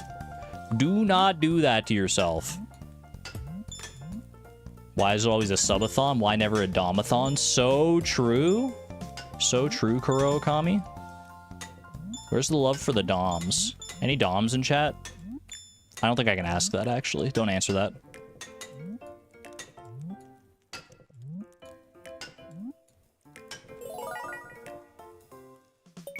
Read your message is so funny. 65-hour stream, but it ends if any of my mods fall asleep. I think that would be... I think that would just be a normal length stream, to be honest with you.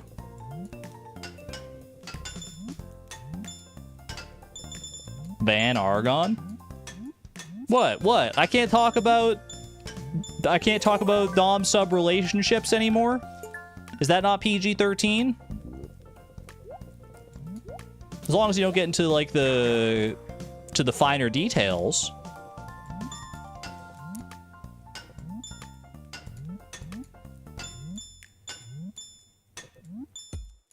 We love Domino's and Subway here. All right, well, off the back of that conversation, let's get a new PB, shall we? It's time.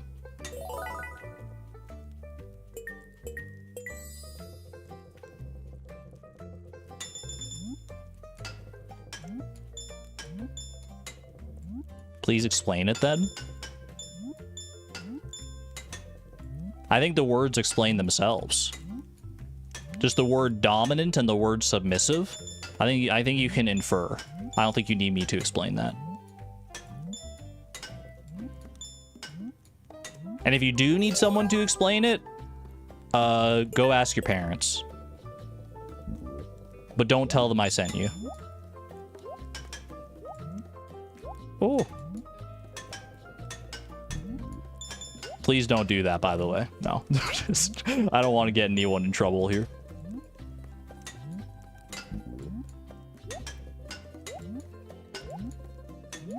Boop, boop.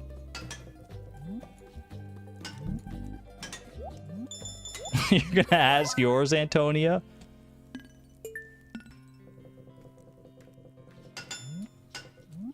All right, lock in, gamers. Lock in. I need all of your gaming power in chat to manifest at once with me. Let's make a gamer spirit bomb, man. It wasn't. I didn't ask for it soon enough. What 3 hours? No 200k does to Argon. I'm 3 hours. Not even 100k, bro.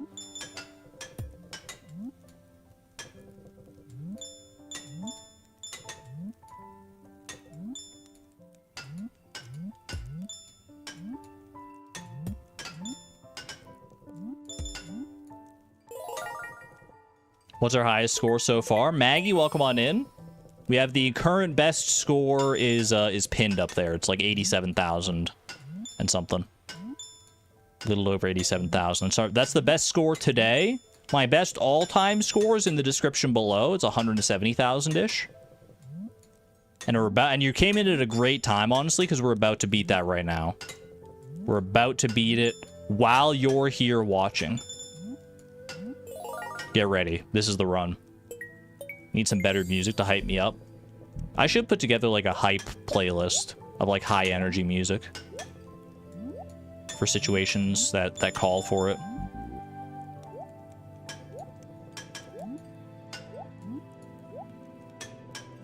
The AI chat overview is blocking that. It was blocking the pinned message? That's crazy. Holy grape get! Did you see that? This can't not be the run after that. You kidding me?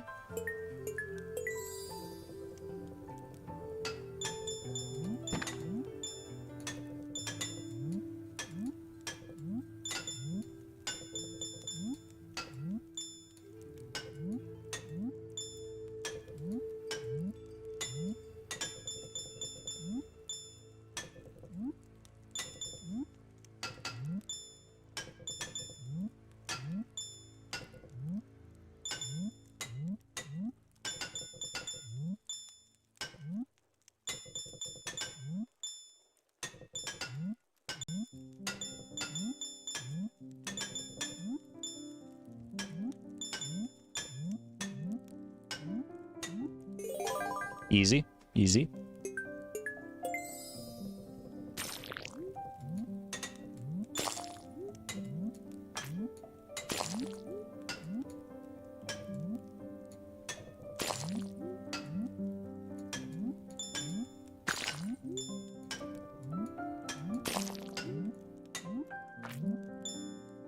Oh, how did that miss? How did that miss? That was, oh, that was an insane gap, dude.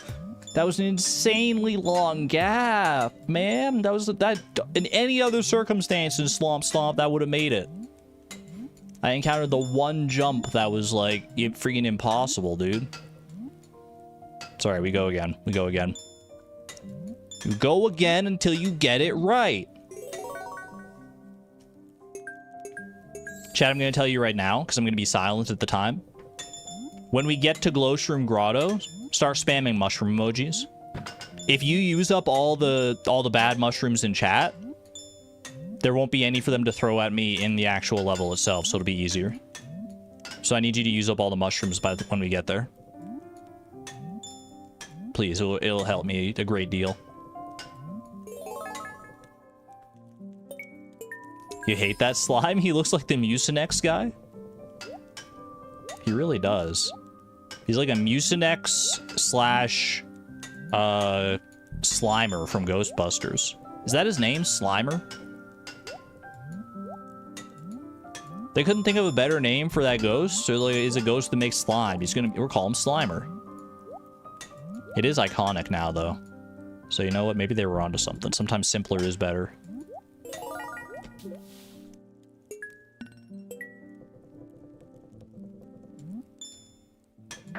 I don't know how I was meant to do that. I think there was like a 2-pixel gap that I could have jumped through between the ghost and the barricade there. But I was not quite precise enough to hit that.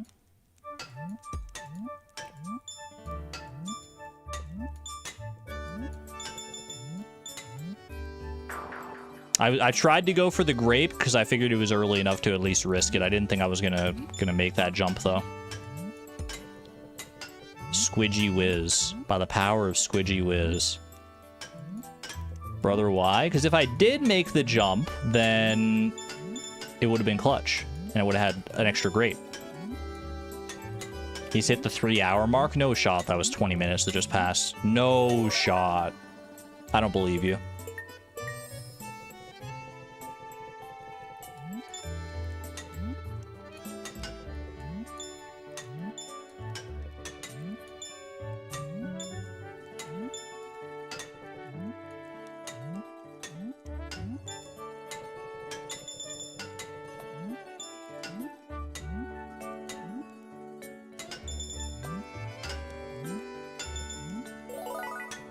Clean. 3 hours including my pre-stream games. I guess that makes sense.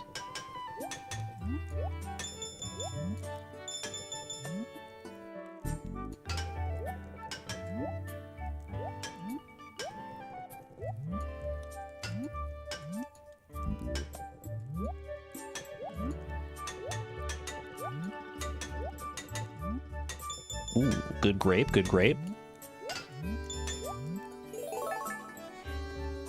Chad, do you think grape gravy is a thing?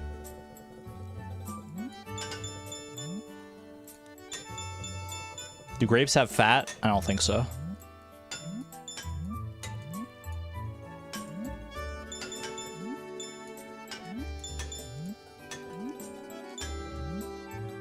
Ah! Sorry. That one just hurt more than normal for some reason. You hope I lose because of that? Is that not just grape sauce? What's the grape sauce? I've never heard of grape sauce in my life. Maybe like a grape like puree, grape juice, grape jelly, a grape compote. I know that word from the many myriad baking championships that I've watched with my mom.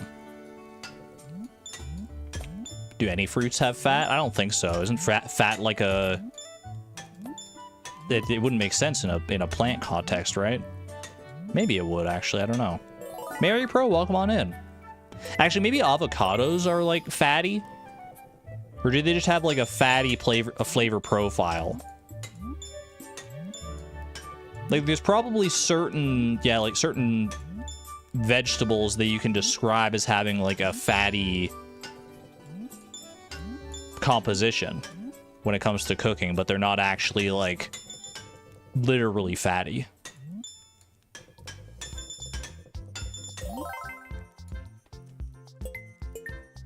Avocados have fat in them? Really? I didn't know that.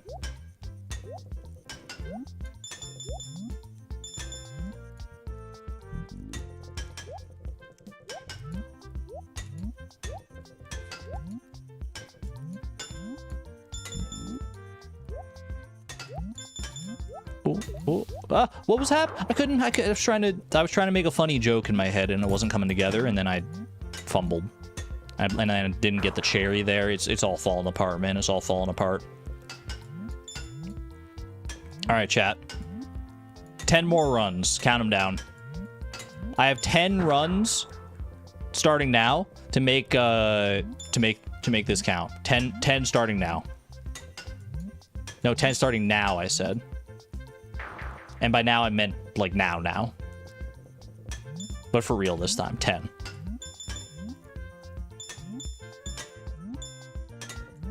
How unexpected. Don't say 8. At the worst, that's 9. But in my heart of hearts, this is still the first run of the 10. Yo, I made it through the first level on my first run of the 10. Isn't it 200k or bust? Yeah, but no one said it had to be 200k today. I will get 200k. Or I will bust. Wait, I probably shouldn't say that.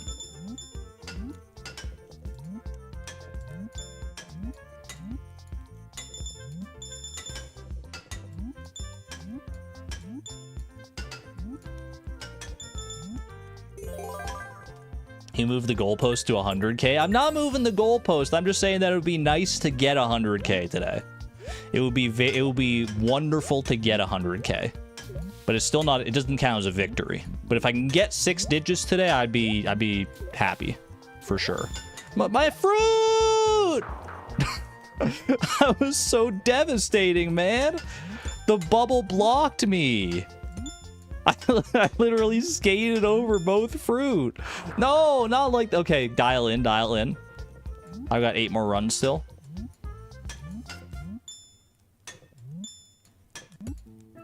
Can't afford to be just throwing them away like that.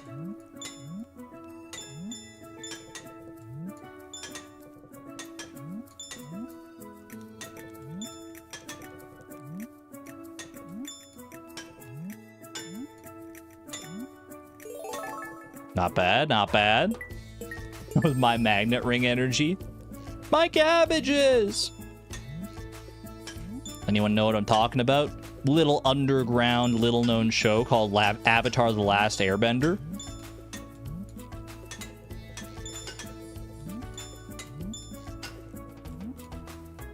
It's not really that popular, but I feel like it could hit the mainstream eventually. Ooh, clean. Nothing feels better than when you get going on that ice level, man. When you just start, you jump off of a big ice slope and you just start going. That's where, like, magic happens.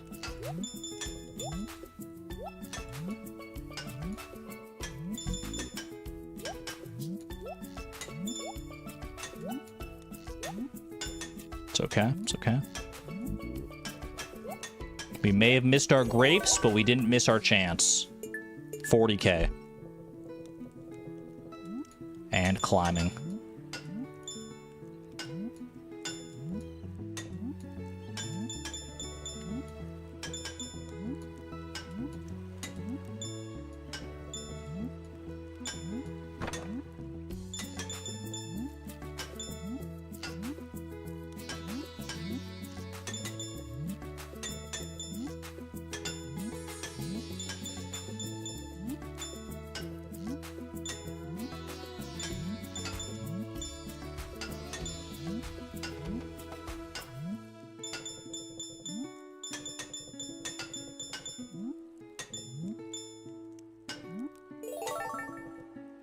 $57k in climbing.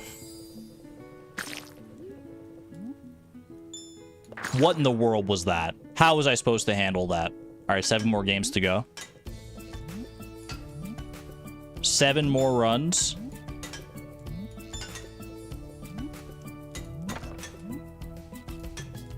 I missed the freaking orange, dude. Orange, you glad I didn't... I missed the orange? Is this anything? At least I got the grape. This is the rut. Never mind. It really did end, like, insanely quickly in Slomp Stomp. I've never seen a start like that before. Yeah. Yeah.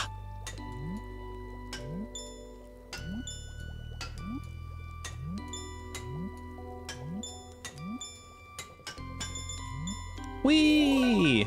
Still counts as a win. Still counts as a win. You gotta love that. No, no, no, no. I was trying to be cool. I was trying to be cool. All right, how many more runs? 6? 5?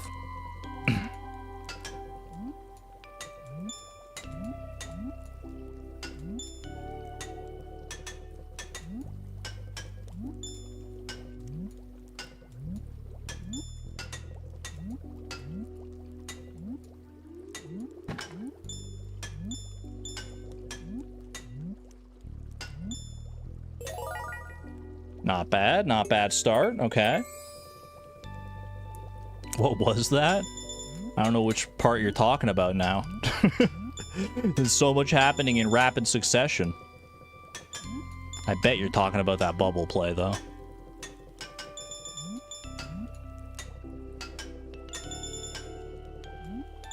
Chat, should I try bubble tea? If so, which flavor? Tell me now. If I win this run, I'm gonna go get a bubble tea to celebrate. There's probably a bubble... Never mind. Sorry, bubble tea, I'm never getting drunk. 4 more runs. Sorry, bubble tea enjoyers. No bubble tea for me.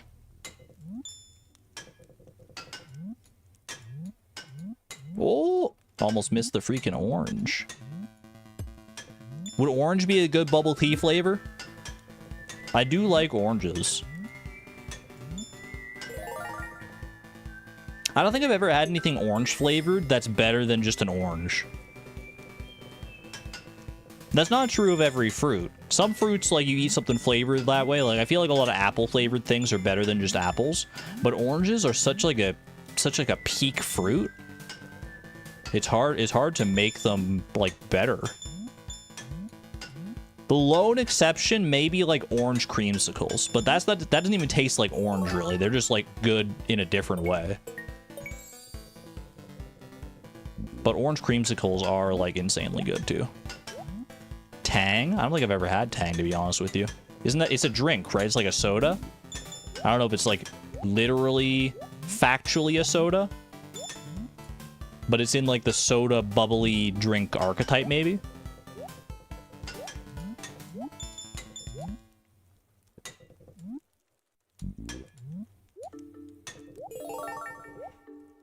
just as long as you don't drink it from concentrate. Don't be like me and drink the orange juice, the frozen orange juice concentrate without realizing that it's concentrate and just thinking it's orange juice. Don't be like me, chat. You'll regret it.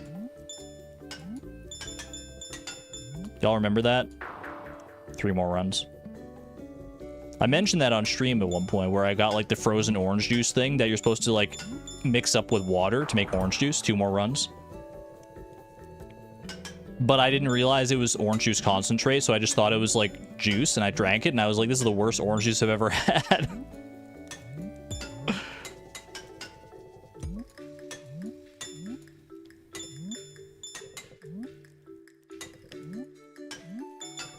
To this day, I still haven't tried the frozen orange juice again. I honestly don't make a habit of like even getting orange juice though, to be honest with you. Most of the things I drink nowadays are either just water or like Diet Coke. That's pretty much it. What's wrong with it being from concentrate? I don't know. I've always heard that the concentrate stuff is actually like good. If I did it properly, like if I drank like if I mixed it up with water the way that you're actually supposed to, then maybe it would have been actually okay.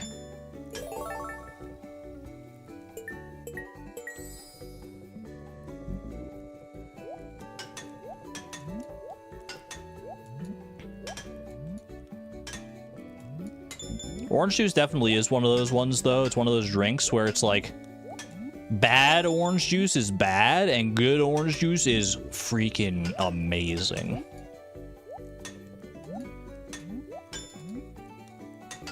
I'm a man who likes my orange juice sweet.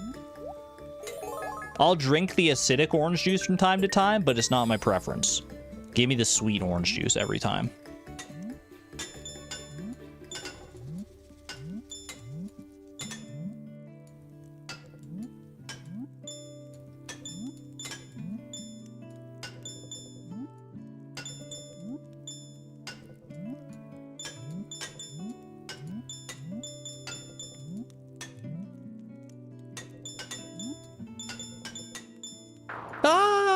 One more run, one more run. Pulp or no pulp? Honestly, don't have a preference. I've enjoyed it both with and without pulp in the past. What do you mean -1? That's not even true. That's not how counting works. How can you have a negative first run? Well, chat, we had a good run. That was indeed the final run of the 10. What a sad state to end things on. Really, my best today was freaking 87,030? That's so sad, dude.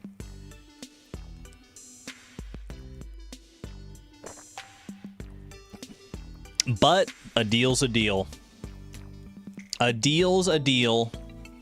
We busted. That was the last 10 runs. I counted them down, so that is the end of the stream.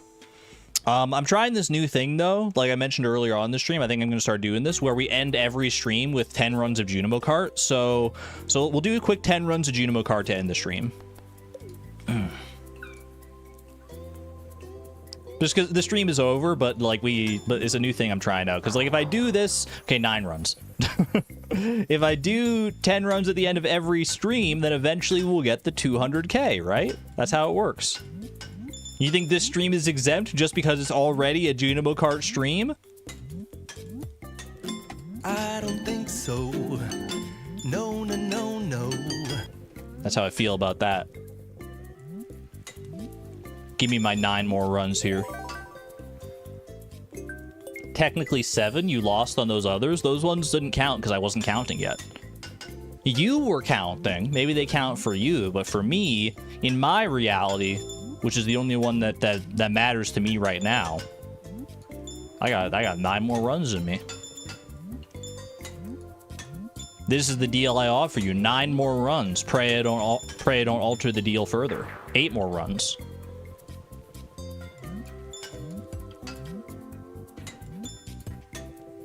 See what I have to deal with.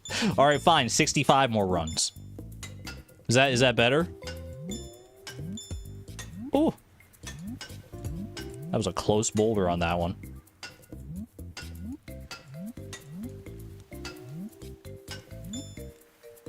I reject your reality and substitute my own. Precisely, precisely. Don't steal our funny number. I'm not stealing anything. I'm the progenitor of the funny number. 65, you wouldn't even think twice about 65 if it weren't for me. I made you! And don't you forget it. Actually, it's more accurate to say that you made me. I wouldn't be here without the amazing community that has supported me all this way, and I should probably be more humble and thankful and supportive and gracious and merciful and supplicant to that community. So thank you. I bow. I bow.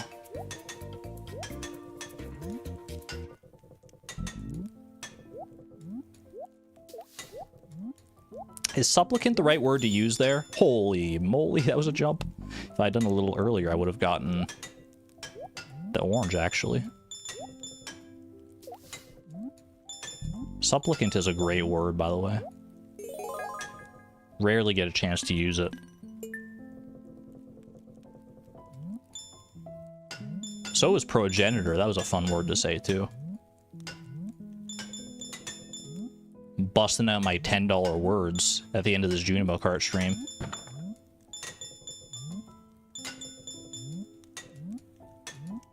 This run is so antediluvian right now.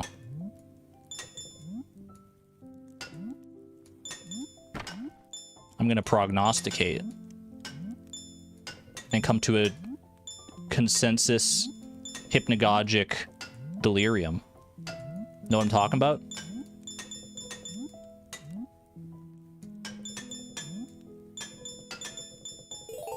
Perfect. Please don't. Forsooth. Can we bring back people saying forsooth, man? Can we bring that back? That's such a funny word. I want to be... I lost that run to forsooth because I was laughing, man. I want to bring back forsooth and huzzah, yeah. Let's bring back huzzah. 7 more runs. 7 more runs.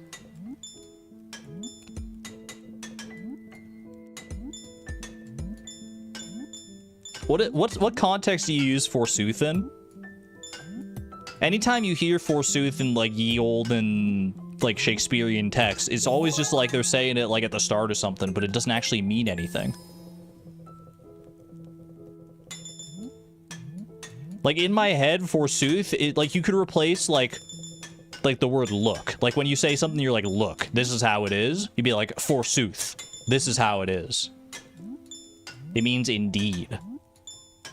Oh, so it's like it's when you concur with somebody, you're like, yeah, forsooth, bro. Forsooth, I know that's right. Forsooth, bro. Say it.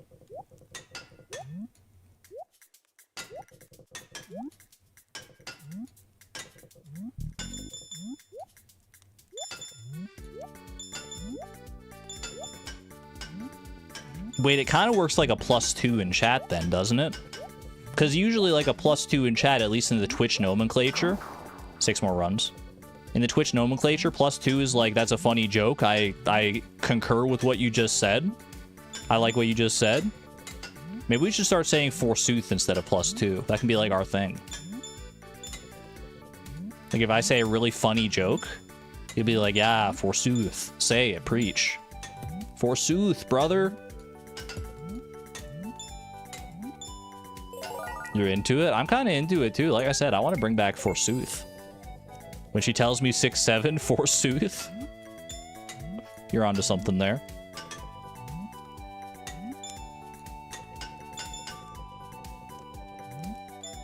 People who don't watch the stream are going to be so confused. It's their loss, honestly. Their loss. We're bringing back forsooth in style, and you can't stop us. It's a cultural movement. You were here at the ground floor. By the way, I've just opened up a shop selling forsooth hoodies and t-shirts. Please buy them out. Buy them before they're out of stock. Because I've clearly started something here, so obviously I need to capitalize on it now. Maggie, congratulations on your horse, by the way. Congratulations. I can't press the horse button, so I'm just gonna have to make it with my own noise. With my own noise, my own mouth.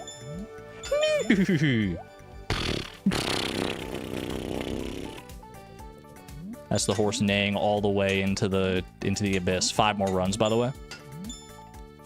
You really don't have to, but I did. I did have to.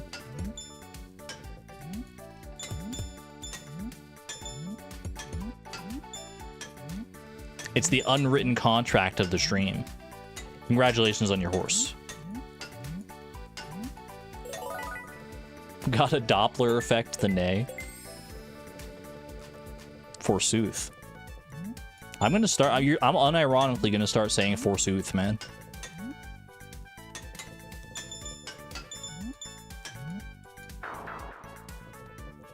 Four more.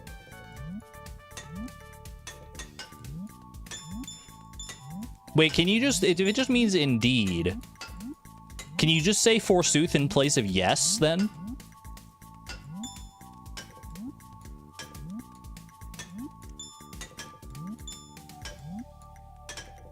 And what's the opposite of forsooth? Is it just nay? Nay and forsooth? Norsooth. I like that, makes that tickles me in just the right way.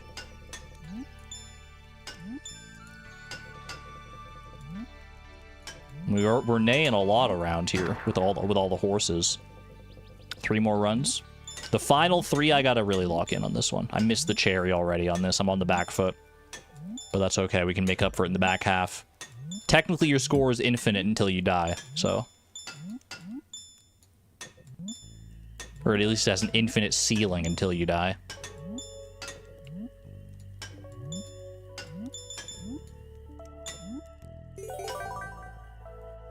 Who got a horse? Who got a horse? A shield? Congratulations on your horse. I got that cherry just for you and your horse.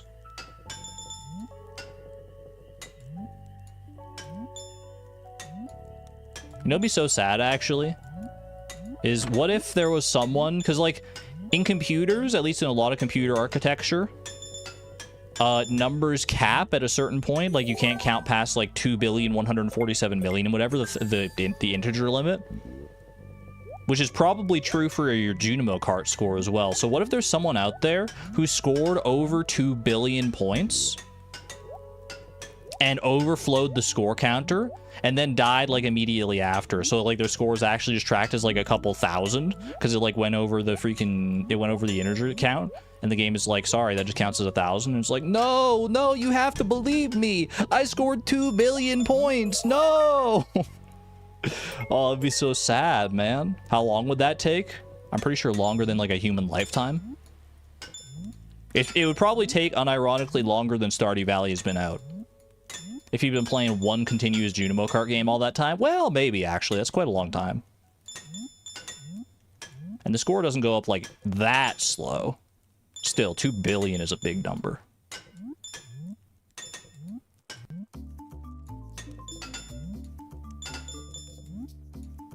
It's actually what you did when you played Junimo Kart. Videos or didn't happen. The pick of the high score doesn't even help you here.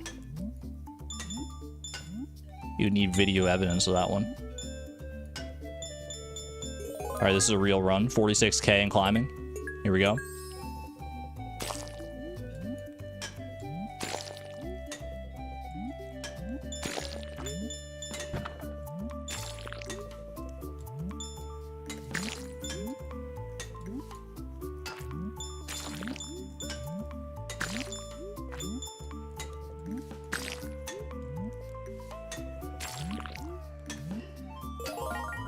$60K. Up we go.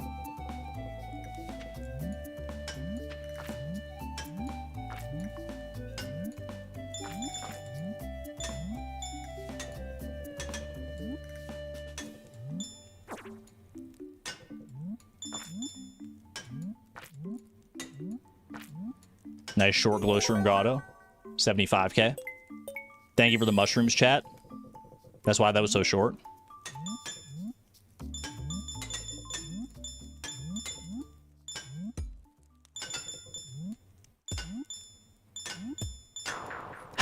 No. That wasn't real. That wasn't real. Hold on, I got a channel in my inner B-Boss. I don't have time to complain right now. B-Boss is playing.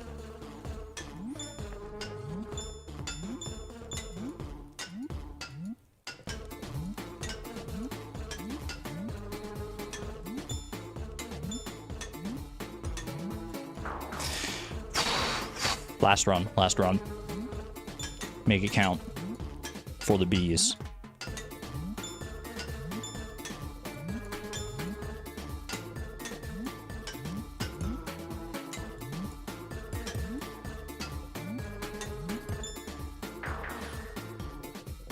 B-Boss is still playing. I still get to keep going. It was in the fine print.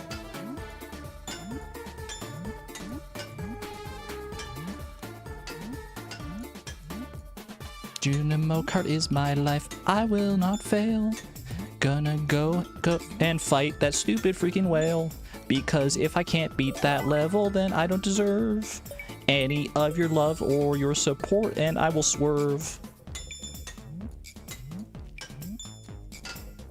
It's like a C minus. C minus ad-lib lyrics, I think.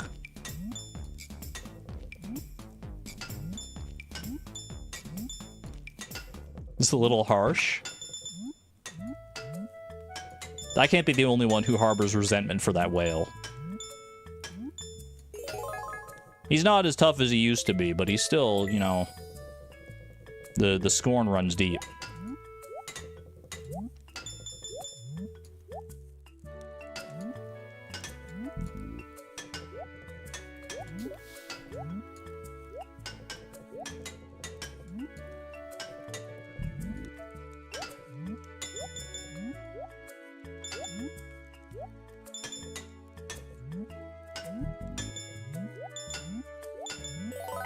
Not bad, not bad.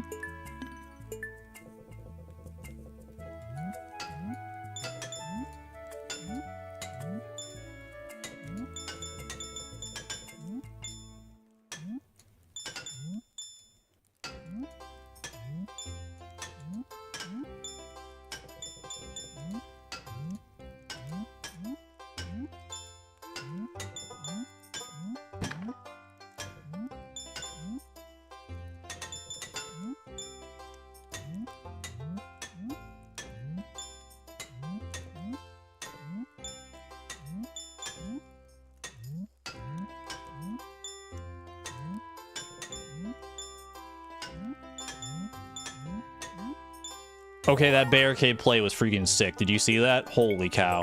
56,000.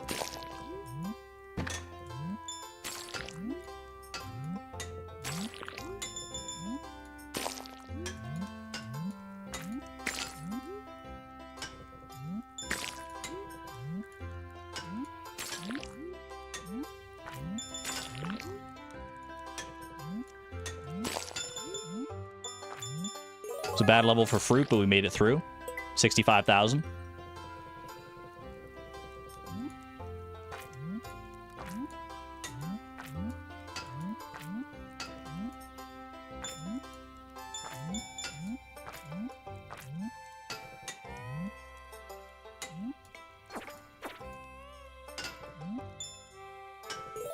We're alive. We're alive. Wanted that grape. Thanks to the mushrooms chat. Thank you.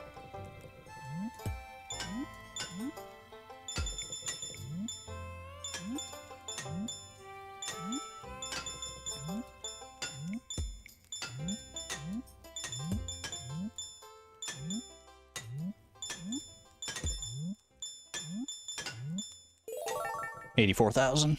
89,000 actually.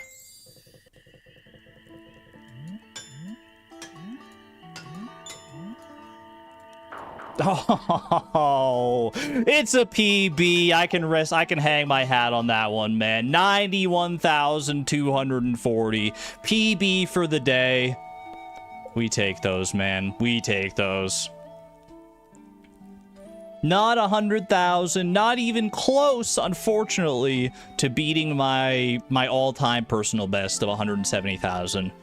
But I think that's a high point to end things on. For real. For real.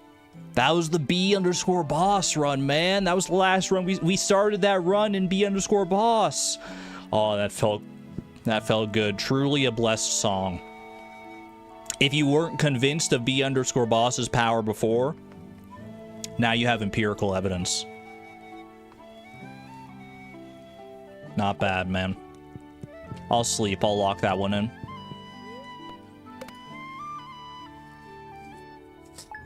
Thank you to the bees and to Beatrix. The bees and bee. Bee and bee. Let's step outside. Let's go touch some grass, shall we? Wait, this is sand, bro. This is sand. I'll go touch the grass with the Junimos out here, though. Hang out in the Junimo village. I think I've earned the right to hang out with my Junimos in the village here. Wait, where'd Beatrix go, chat? Why is there's just a Junimo where she once was? I don't see Beatrix anymore. That's crazy. Maybe a quick Vectors challenge. Thank you all for joining me for this impromptu Saturday stream. I hope you had fun. I know I certainly did. I am sorry that we didn't manage to make it to 200k or even 100k, but mark my words, this is not over. We will be back for more Junimo Kart in the future in some capacity, and we're gonna get there, man. We're going to get there. I have faith. With the power of friendship and community, we will not be stopped. Forsooth. Forsooth. Until next time, though, chat, I will be live again on Monday for the members. Be taking tomorrow off, as per usual. But I'll be live on Monday for the members with more Slime Rancher. Then back on Tuesday, probably with some more of the Ultimate Foodie Challenge. Until then, though, I digress. Be good to one another, be good to yourselves, and I will see you all on the flip side. Take care, everyone. This is Argon Matrix signing on out. Thank you and have a good one, friends. Bye-bye!